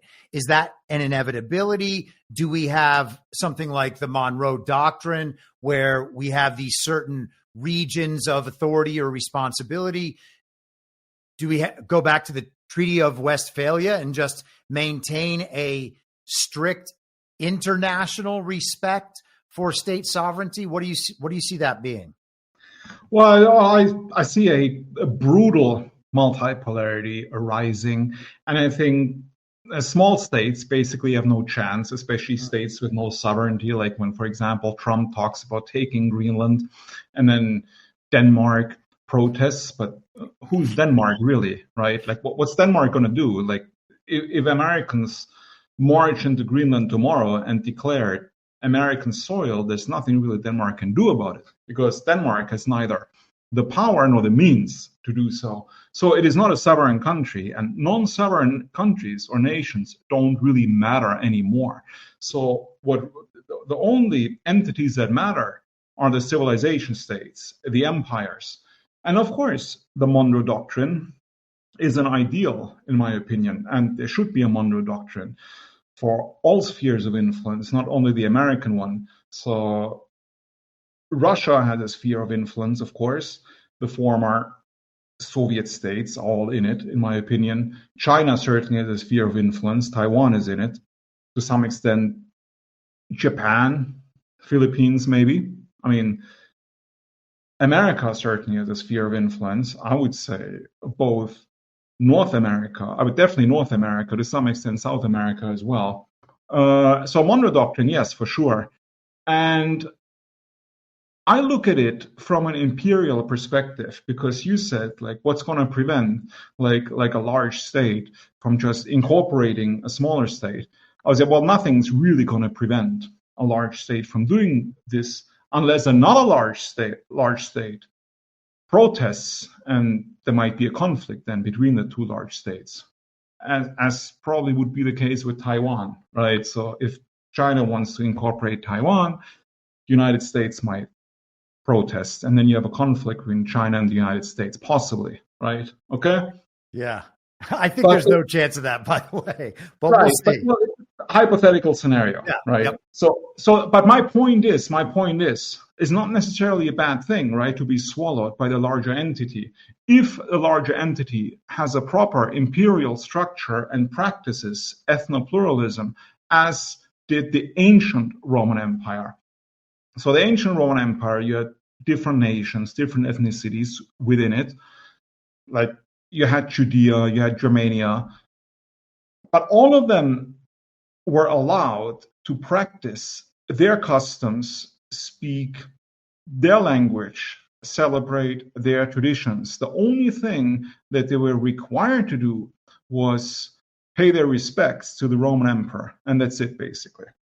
Other than that, they were quite autonomous, which is a good thing, right? I mean, the same is pretty much the case in the Russian Federation today. So you have Chechnya, which is basically an Islamic territory within Russia, and it's also autonomous. It is a part of Russia, but in their territory, they can pretty much do their own thing. And in my opinion, this is how a proper empire has to function, and how a proper empire has always functioned. You have the instead of the melting pot idea that you uphold in the United States, in which you say that like we take these different ethnicities and different peoples, we throw them in one pot, we stir, and out comes the American everyman. Yes. So instead of this, you have the imperial idea of ethnopluralism, where you basically respect the integrity of different ethnicities and peoples, and you don't interfere in their development. They are not independent, they are part of your jurisdiction, but you give them enough freedom to live as they please, basically, in their respective region. While, of course, they have to respect the integrity of the empire, so they cannot harbor any ideas of secession or breaking away from the empire. Yeah. I think it's the ideal model. It could be. It could be. I guess it then just would depend what the governance model. I guess you're saying that there's the necessity to respect these various cultures.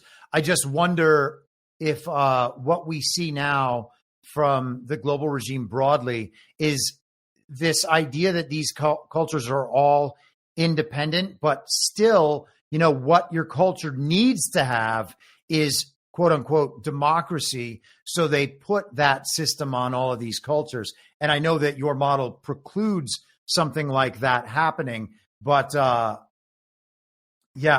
guess that's the concern with that model, that it would end up just skewing, and it's a slippery slope argument, but skewing that direction eventually. Well, I'm not a Democrat myself. I don't believe in democracy. I don't think we have democracy anywhere. Like it's a sham. Yep. Like people say they believe in democracy. They say that certain countries are democratic, but when you point out, like, well, is this democratic? Is that democratic? They're completely out of words. So, I mean, it simply doesn't work, and it is not an efficient system of government. So I'm not and it's definitely not for export. And since we're talking about multipolarity, like one region's, or say one empire's ideas of governance are not necessarily for export. Like you should not impose your values and your ideas on other people's. And I think that also means within one empire. So, I mean, you could have, for example, a completely liberal capital, right? But then you could have certain autonomous republics within the empire that have Sharia law, for example, or some kind of theocracy, right? And I think it could be tolerated, yes.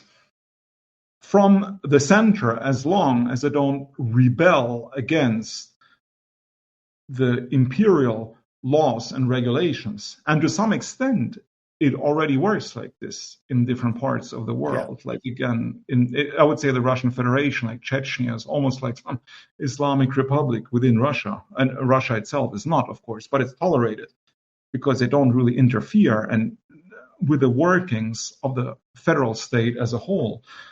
So it could perfectly function, in my opinion, and it does function. It has functioned throughout human history, so there's no reason why it shouldn't happen again. That was the original purpose behind the Union of States that is now known as the United States. You know, all of the states were their own nations with their own cultures and their own practices, and they were kind of forming exactly the model that you're discussing. And then, of course, we had global influence that has obliterated that model and made it its opposite. But yeah, I think that's right on.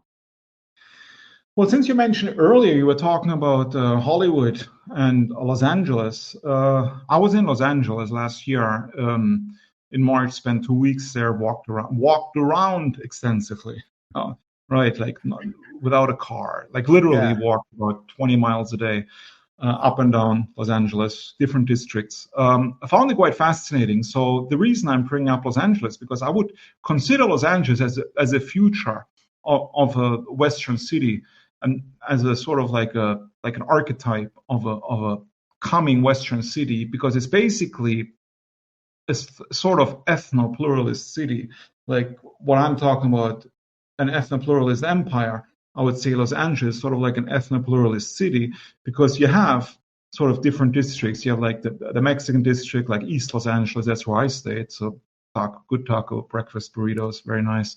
I don't know. Hold on.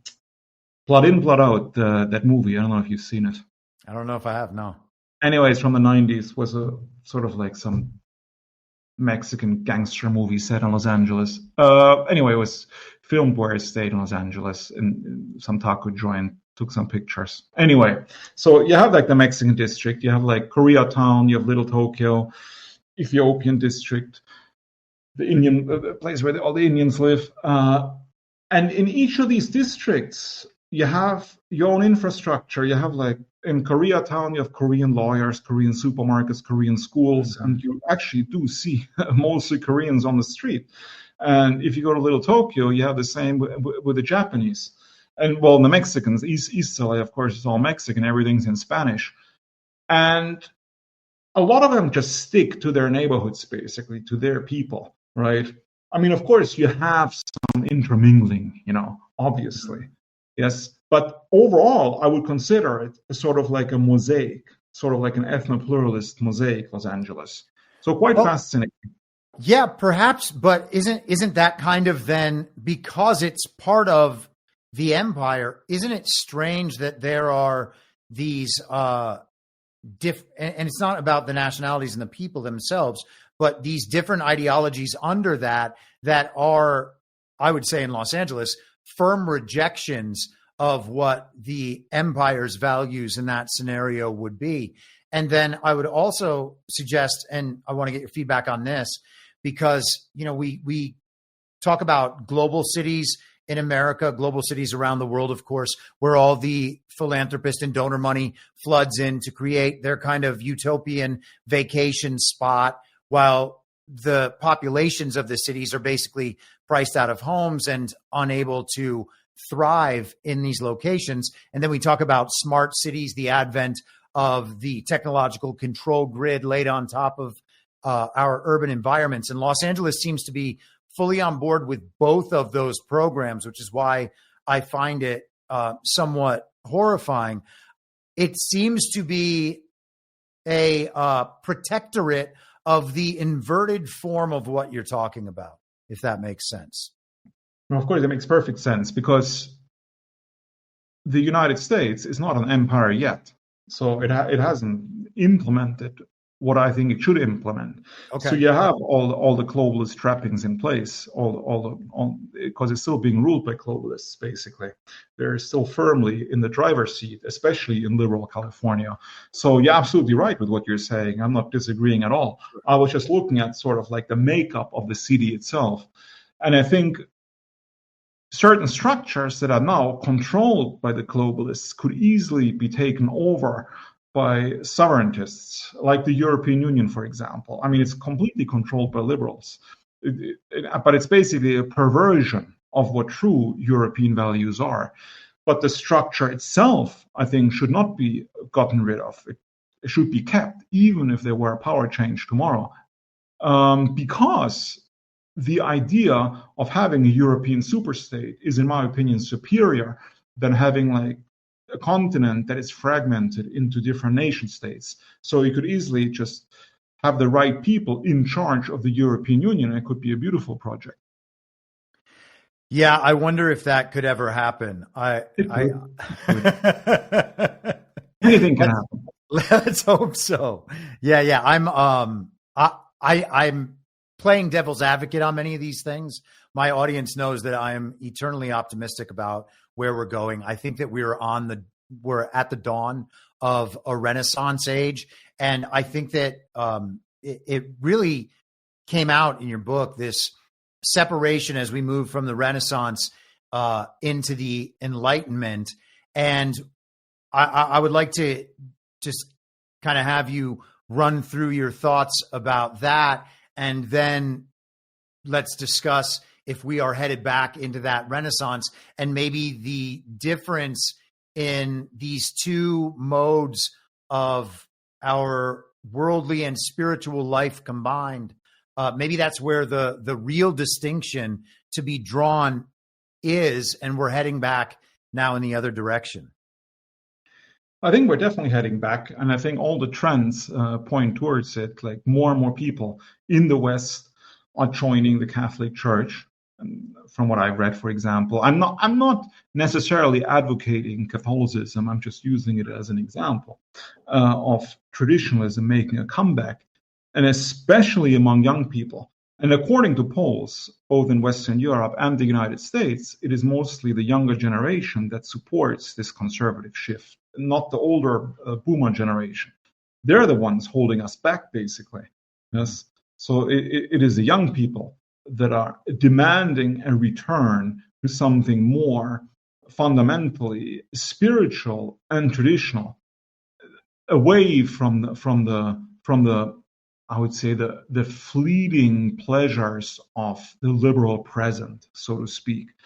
So if you look at the Renaissance, you had the flowering of culture all over Europe, architecture, painting, literature, everything. Then, of course, you had the Enlightenment, you had the French Revolution, and it all devolved. You had an actual process of devolution. Like, I would say, while you had a materialist progress to some extent, you had spiritual decay, because more and more people fell into the trap of the materialist worldview of believing that the here and now is all there is, and therefore my life is all that is important and nobody else's, and not the welfare of society. I think all of this is connected. Individualism is basically a direct product of the falling away from the spiritual worldview, which originally made Europe great. And I think we can see a return to the spiritual worldview. And I saw it myself at certain events, that I attended in the United States last year, where I talked with a lot of young people, and all of them expressed fervent optimism in a sort of reawakened true American spirit, where it's not just a conglomeration of individuals, but you have like a real American people, where America is not an idea, as some people say, right? Like, what is it? Indian presidential candidate said this. Vivek Ramaswamy. Yeah, exactly. Yeah, right. Charlie Kirk actually said that too. The idea that any place can be America. Yeah, but that's crazy and insane and stupid. Yeah. And I'm totally opposed to this, because I think America is not an idea. America is an actual place. And there are actual people called Americans that call this place their home, right? Yeah. And they should feel patriotic about it, because their ancestors made the place, so they should feel proud of it. And a lot of people don't understand the difference between settlers and immigrants, right? I mean, the settlers were the ones that built America. The immigrants are basically just the freeloaders that came after. Yes? So, I mean, I'm not talking bad about all immigrants, because a lot of immigrants are obviously very useful, right? But I'm talking about the whole liberal notion that everybody was an immigrant in America, and there's no difference between like the millions of Mexicans or South Americans crossing the border from the people that came with the Mayflower. Basically, everything's equated in a liberal mindset. And I think, again, this is a direct result of the Enlightenment, basically. So basically, we have to go back to a more, I would almost say, a more medieval mindset. Yes, but a medieval mindset that is not blinded by pure dogmatism, but sort of offset with technology that works for the benefit of the people. I think that's a good vision. That's a sound vision. I can get on board with that. You talk about, to just switch subjects a little bit and kind of stay in the same mental space. You talked about, you did a chapter on Africa and the changes that are occurring in Africa.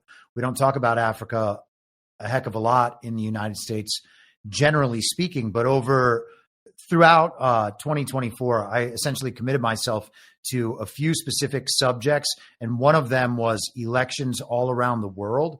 And so it's kind of been something that I've been following for a few years, but then very particularly last year.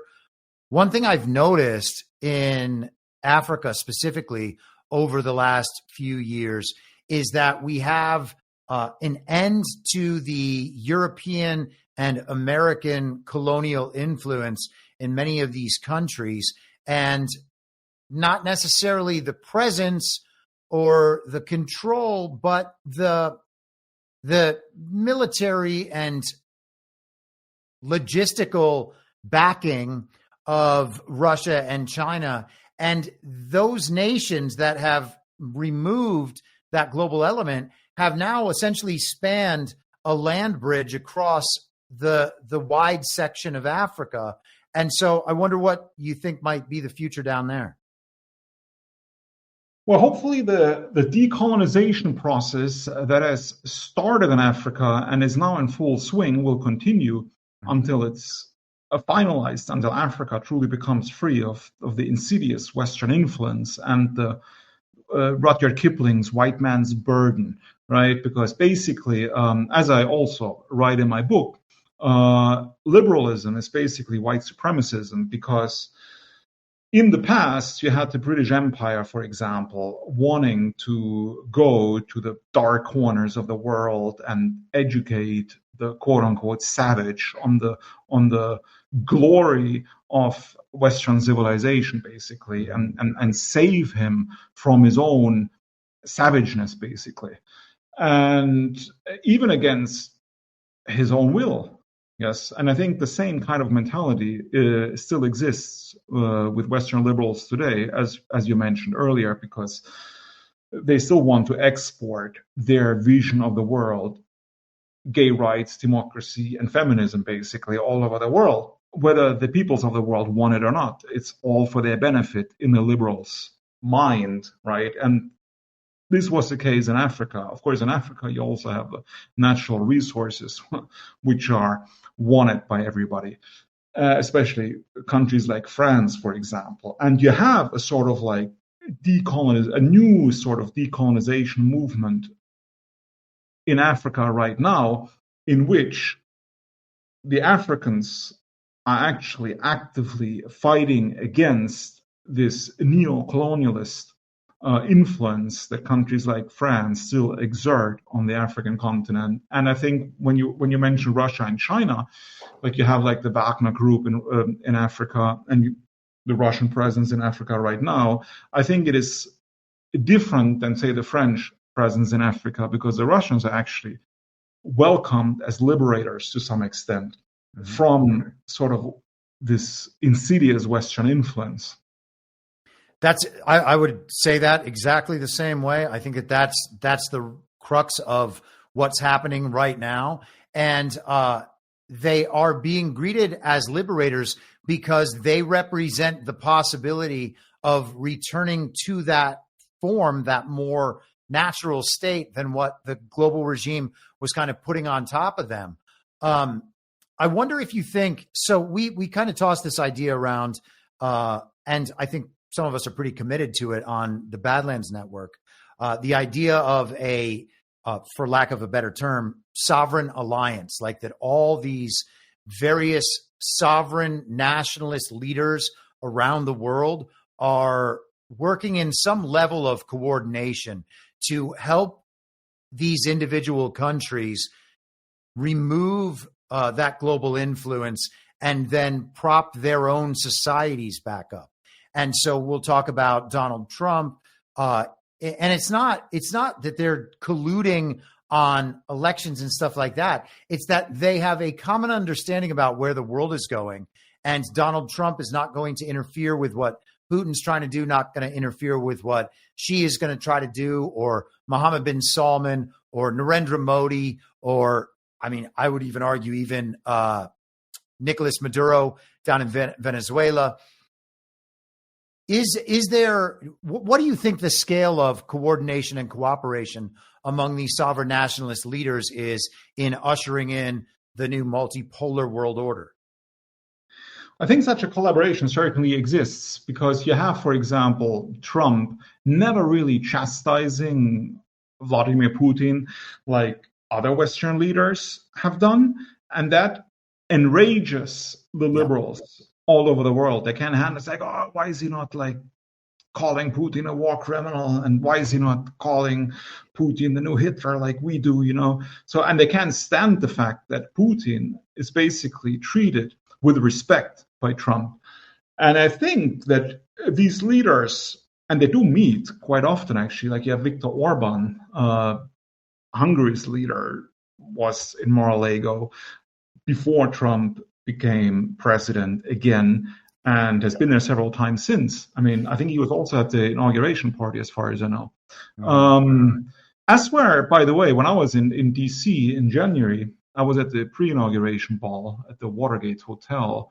But I met some people from the AfD in D.C., and they were invited to the actual inauguration. And interestingly enough, like at the inauguration ceremony in D.C., I think only a delegation from the AfD was invited, and maybe one from the CDU, but none from the Social Democratic Party, which was actually in power at the time in Germany. So I found that quite interesting, right? So obviously, the Trump administration favors the AfD, even though the AfD is the opposition party. I mean, that was also evident after J.D. Vance gave a speech in Munich when he met Alice Weidel from the AfD at his hotel, and they had like a talk. I don't know about different topics after, but he didn't meet anybody else, right? I mean, not even representatives from the ruling government at the time. So I mean, that clearly sent a signal that the interests of the Trump administration, and I'm talking about the ideological interests, are closely aligned with those of Viktor Orban in Hungary and the AfD in Germany and various other patriots. I mean, Saudi Arabia, you mentioned it, is another good example, and also Trump's speech in Saudi Arabia, which again underlined the multipolar nature of the president when he basically gave credit to the Arabs, basically said that you created this society. It was you, not the meddlers. I don't remember his exact words, so I'm just paraphrasing. So he said not the meddlers from the West, basically, the nation builders. So obviously he's talking about the neocons, right? Like quite openly he criticized the neocons who always, like Michael Ledeen, who's talking about creative destruction. It's like we have to come destroy their societies and rebuild them in our image. And Trump decried this in his speech in Saudi Arabia, which again clearly showed where his sympathies lie. So I do think they, if not openly, it's not like they meet in like some secret room, like a cabal or something, right, where they decide the fate of the world, but they certainly have sympathies towards each other and definitely act on them and support each other. And I think Trump's victory in the United States gave a huge impetus to the patriotic movement in Western Europe. Like, it emboldened them, and it even helped them electorally, I would say. Yeah, and it seems to be that there's a genuine kinship and respect from an American perspective, from Trump to these leaders and from these leaders to Trump. And I think that that's really important in terms of bringing this model about successfully. You talk at length about remigration, and I wonder if we can discuss remigration in some kind of parallel to deportation. Okay, because so it's the difference would then be just a matter of who's making the decision. Is the illegal alien in the United States, or even, I know you would go further than this, people of cultural backgrounds who are legally American, would they choose to go back to these countries, or should it be something that is done by the state? Because we are about to potentially go into a phase of deportation because we've been destroyed by decades now of just mass illegal immigration. They talk that there's like 11 million. Then there are some people that are like, no, it's at least 30. But the truth is, in the last, 35 or so years, we have added 100 million people while our birth rate is declining. So that's an influx of other people. It can't be anything else, at least insofar as the population statistics can be trusted, and I doubt they can. But we're talking about deportation as the only solution, and maybe there's some kind of urged or incentivized remigration, or perhaps the deportation notion is a cover story to cover up the fact that people are going home and regardless probably going to be replaced by robots. So, yeah, remigration versus deportation and what you see with the two of those. Well, it's a very complex topic. And I can say that, let's talk about deportation. First, deporting people, illegals, like people who shouldn't be in the country because they're in the country illegally. So they're basically criminals because they broke the law by entering the country without permission. Yes, without a permit. So, if these people are deported, it's obviously lawful, right? Because they're they're illegals by definition. I think in the United States, deporting them is not that difficult because, especially if they're Mexicans, because you share thousands of miles of border with Mexico. So you just have to dump them across the border, secure the border, make sure they don't come back, right? I think it is more difficult in Western Europe. So if you have people from Afghanistan and Syria, for example, in France or Germany, and they shouldn't be there, right? And you want to deport them. So the question is logistics, is how do you actually deport them? So first, Germany does not share a border with Syria and Afghanistan. There are several countries in between, right? And so to deport them, you probably have to fly them back, right? Which is quite expensive, right? Like chartering a plane, then somebody has to fly the plane. And not only do you have to fly them back to Syria, Afghanistan, you also have to convince the Syrian and Afghan governments to take them back, right? Because what if they don't want them back? You're going to force them on the Afghan government? How are you going to do that?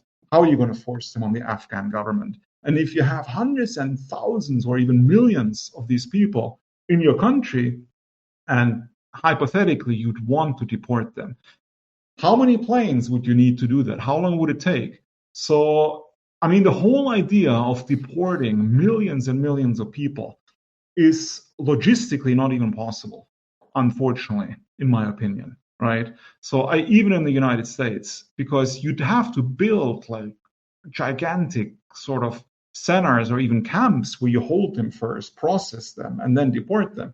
The funny thing is, we kind of do have those, and they exist south of the border too, because they've always processed people on the way in. Right, but you need the personnel to do that too. I mean, I'm talking about in the United States. You don't have that person. You don't have this personnel. You don't have the facilities on such a scale. Because I looked at the deportation numbers of ICE ever since Trump came into power, and they're not very impressive, if you ask me. Right? They're very underwhelming. So it's like, I don't know, 1,000 a day or whatever, a couple of hundred. It's like nothing. So even if he's 4 years in power, he will end up deporting like 1 million people maximum. That's it. So that's like a drop in the bucket, and half of them will just walk right back across the border because the border is not secured anyway, right? So it's not like you have a giant wall like that stretches for thousands of miles between the U.S. and Mexico. So even deporting them, what good does it do if they can just walk back the next day, right?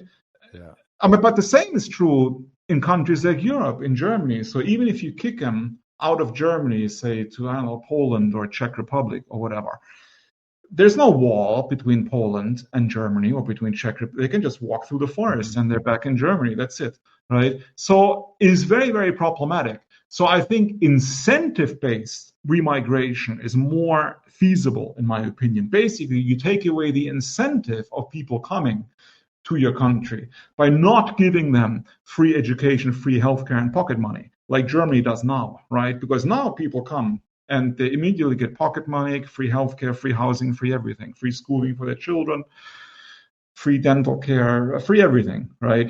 Of course, everybody wants to come. Like if I was living in a mud hut somewhere and I'd hear that there's all this things going on in Germany, I'd also want to go to Germany or Sweden, right? Or the United States. Like I can't even blame these people because these people that are coming, they're not the enemy. I've never viewed them as enemies, right? I've never even viewed them as invaders, because some people on the right, they say they're invaders, but they're not really invaders though, right? Because they are actually invited by our governments. So if your government invites somebody, they're not actually invading you, right? They're actually your guests, whether you like it or not, because your government that invited them. It's like you invite somebody to your house. You don't call him a burglar, right? If you open the door for him and you tell him to come in. So I don't blame the people, first of all, that come. I don't blame the immigrants. I mean, in most cases, I would say blameless, because, like I said, I would do the same if I was in their shoes, if the opportunities exist. So if you want incentive-based remigration, you have to take away these incentives. No freebies, basically. Then they wouldn't want to come, right? I mean, would you want to go to a country if the country offers you nothing? Why would you want to go there? You don't speak the language. Maybe you don't know anybody there. It's very cold. It's not the same climate, not the same food. It's not your people. You feel alien. You feel sad. You feel lonely, right? You feel alienated, quite literally. And you wouldn't want to go there. And I think a lot of them do feel alienated. Like if you have the Syrians and Afghans, for example, in Germany, they don't really like it here culturally. And I can't blame them. It's not their people. It's not their culture. It's not their food. It's not their music. But they come anyway. Why? Because they get all the free stuff. But if you take away the free stuff, hardly anybody would come, I think. And the people that would come, I think, would be quite valuable people with skills, people that can contribute to society, people that society can benefit from. So I'm on basically a merit-based immigration system would be ideal, because I'm not like against immigration out of principle. I mean, I have nothing against like importing people, skilled people, intelligent people that are of a net benefit to society. Yes. Unfortunately, is the case in the West now. Yeah, I think all that is well said. I wanted to just propose that perhaps what's driving some of them to come, in addition to the incentives that they'll receive, is the fact that their homes, in many cases, have been economically devastated by the same global colonial power that will come in, attempt to take all of the resources, infiltrate the government to kind of give them a smoother glide path into being able to do that. And they can incentivize that infiltration and the businesses that build up around that new governmental structure, because of course they control the banks. They have the donor money flowing in from the global philanthropists and the rest of it. And so they come in and empower one part of society and then economically devastate another part of the native society. And then it's very easy at that point to drop an NGO into one of these African nations and begin recruiting who wants to come to America, who wants to come to Europe for all our free stuff. You hate your life here. I mean, we did it to you, but you hate it. So why don't you come to this new country? I mean, I think that that's probably what's behind a lot of it. Yeah, absolutely. I agree with you 100%. Yeah. I mean, you also have military conflicts which were instigated by the West, which destroyed countries like Syria, for example. Yep. So the West is definitely at fault here, right? The liberal Western system, the people that instigated these military adventures that destroyed the infrastructure of the various countries in the Middle East, for example. So I can't blame the people for wanting to come here, right? I mean, you do have unsafe areas, obviously, in certain parts of the world, which have become unsafe because of Western meddling. Yes. So the people fleeing these areas should not be the ones that are blamed. Yes. I mean, it's the whole liberal Western system that is really at fault, which needs to be overcome, and which, in my opinion, is being overcome now with the start of the Trump administration. So hopefully they keep going. And as we said earlier, hopefully it becomes dynastic. So the progress that we're making now is not interrupted or halted altogether. All right. So I have one subject left. Oh, and then I want to talk about Nick Land, actually. So 2 subjects left, and accelerationism and the rest of it. But I wanted to get your thoughts on, you have a chapter in here on the currency. We talk about Bitcoin a fair amount. You're talking about BRICS. I wonder what is ultimately going to back BRICS. There's been some indication that it's going to be gold. I think there's also some substantial reasons to believe they're considering a Bitcoin backing for BRICS. And again, what we see is a pulling away from the SWIFT system, as you outlined, but from the global regime banking empire and influence sphere in the first place. I don't know whether or not you think that that's going to end up being Bitcoin, but I would suggest that I think perhaps Trump is also in the same way kind of coordinating and understanding these changes being made. So, for instance, when he sanctions Russia really harshly, and it doesn't actually affect Russia in any negative way for any substantial period of time, what he's doing is giving them that extra push out of the global regime's banking apparatus toward their own self-sustaining internalized system. Russia and China are funding Bitcoin mining operations in some of these small countries in Africa and other places. And it's always in line with the BRICS notion. We have half the population and half the economy on board with the BRICS program. And it seems like there's something else going on there that our country is participating in as well.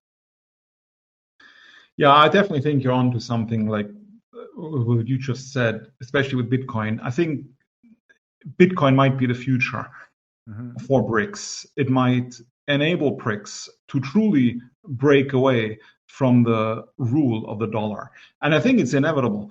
I mean, it's not going to happen overnight, obviously. It's a long process because a lot of the BRICS member states are still heavily dependent on the West and the United States economically, so they can't just de-dollarize overnight.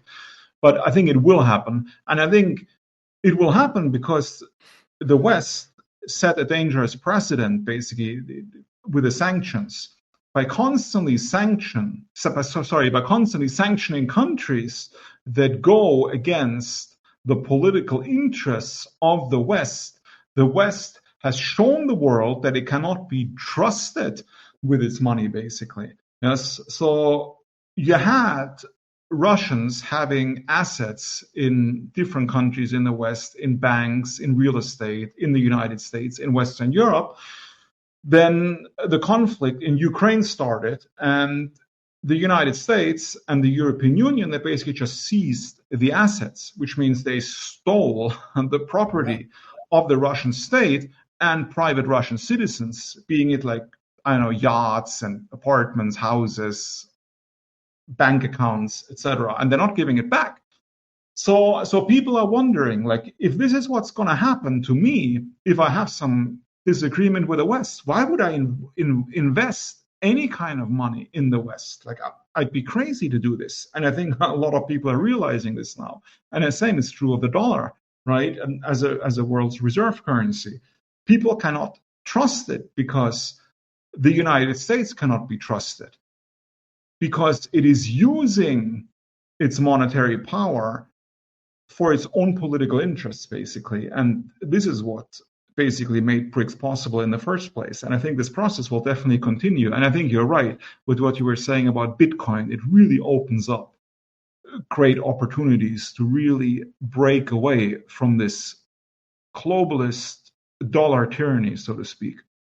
Yeah, it's actually not that much different than a former gold standard where countries would have, their currency within the country, but it's all backed by this common thing. I don't think that model is unusual. I think that it's workable.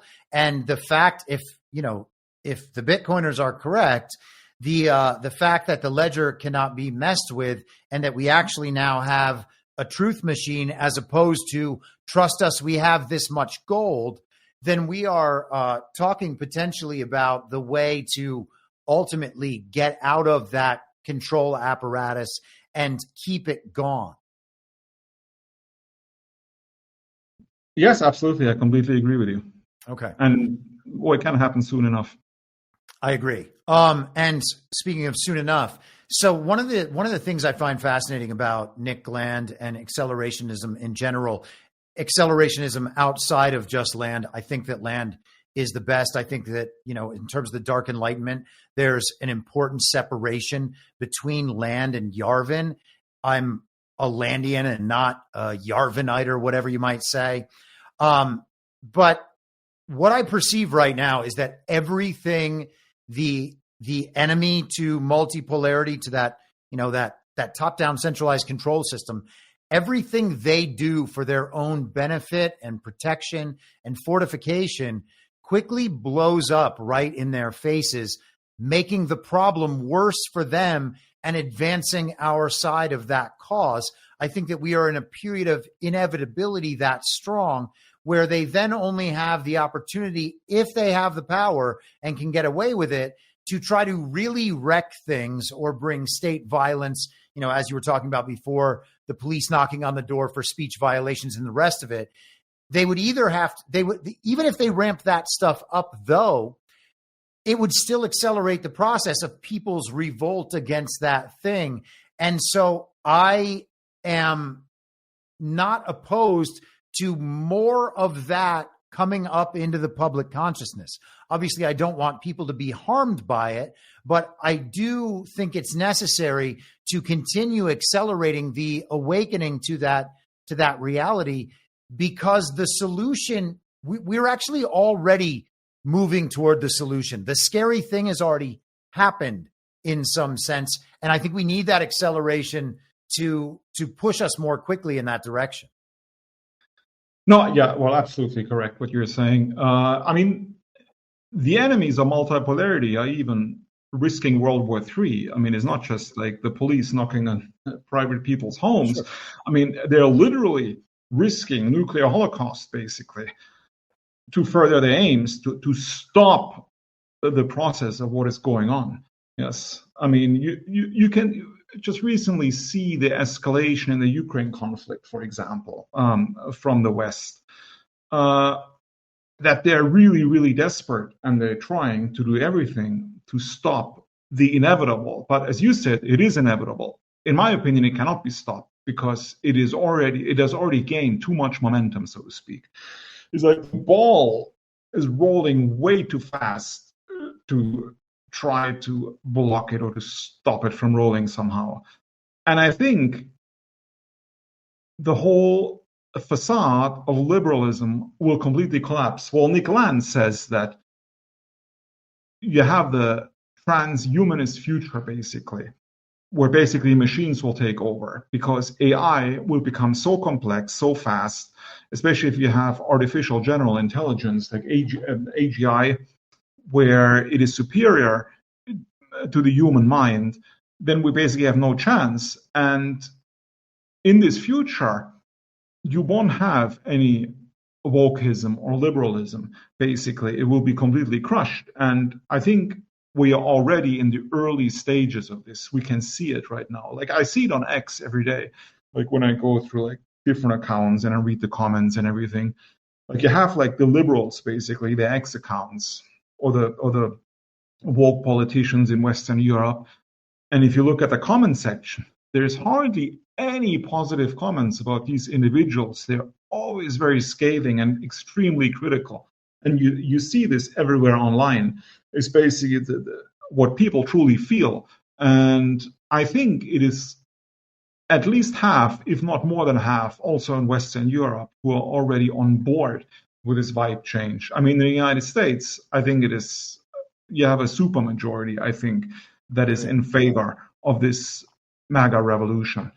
I think in Western Europe, we're not that close, but at least half, if not more. In certain parts of Western Europe, it is also the majority, like in East Germany, for example.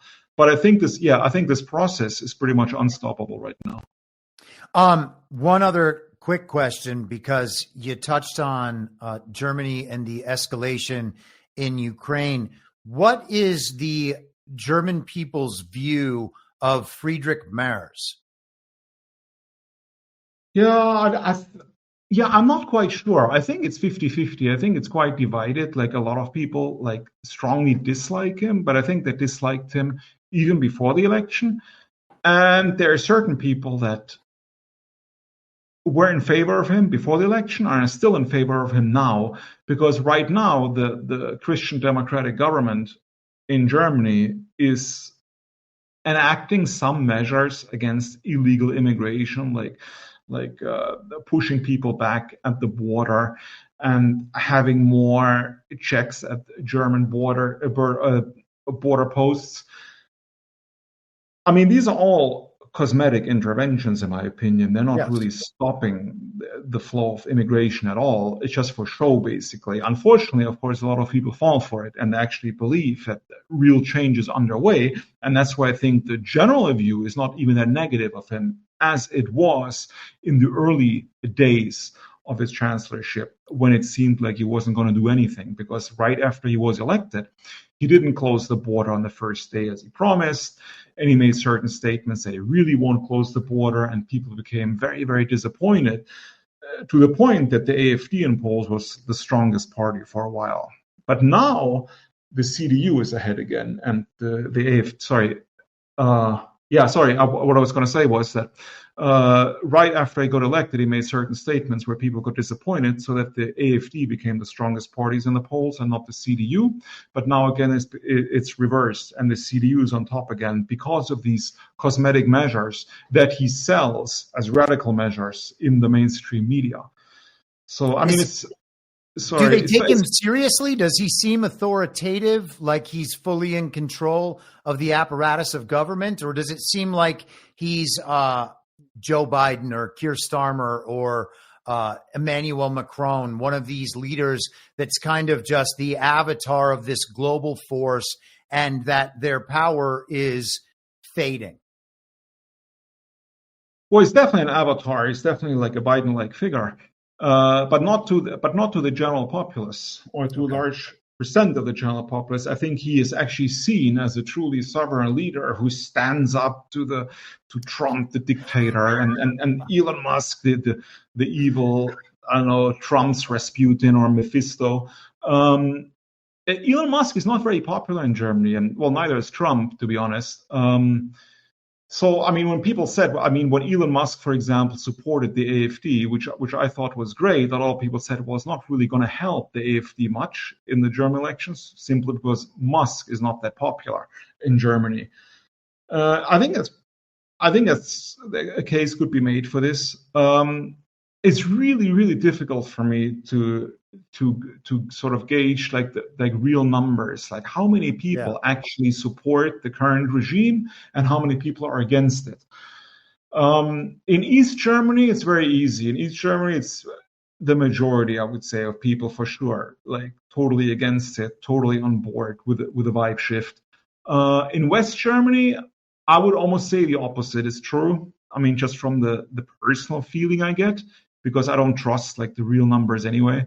So maybe 50-50, or maybe 60% in favor of Merz and current ruling powers, maybe 40% against it. But again, it's just my personal guess here. Yeah, that's all I wanted. That's perfect. Okay, so I'm going to let you get out of here. Thank you for being so generous with your time. Do you want to let people know where they can find your work and where they can follow you on social media? Yeah, sure. So you can follow my personal Substack, which is eurosiberia.net. I usually publish 3 articles per week on history, culture, current events, politics, philosophy from different perspectives.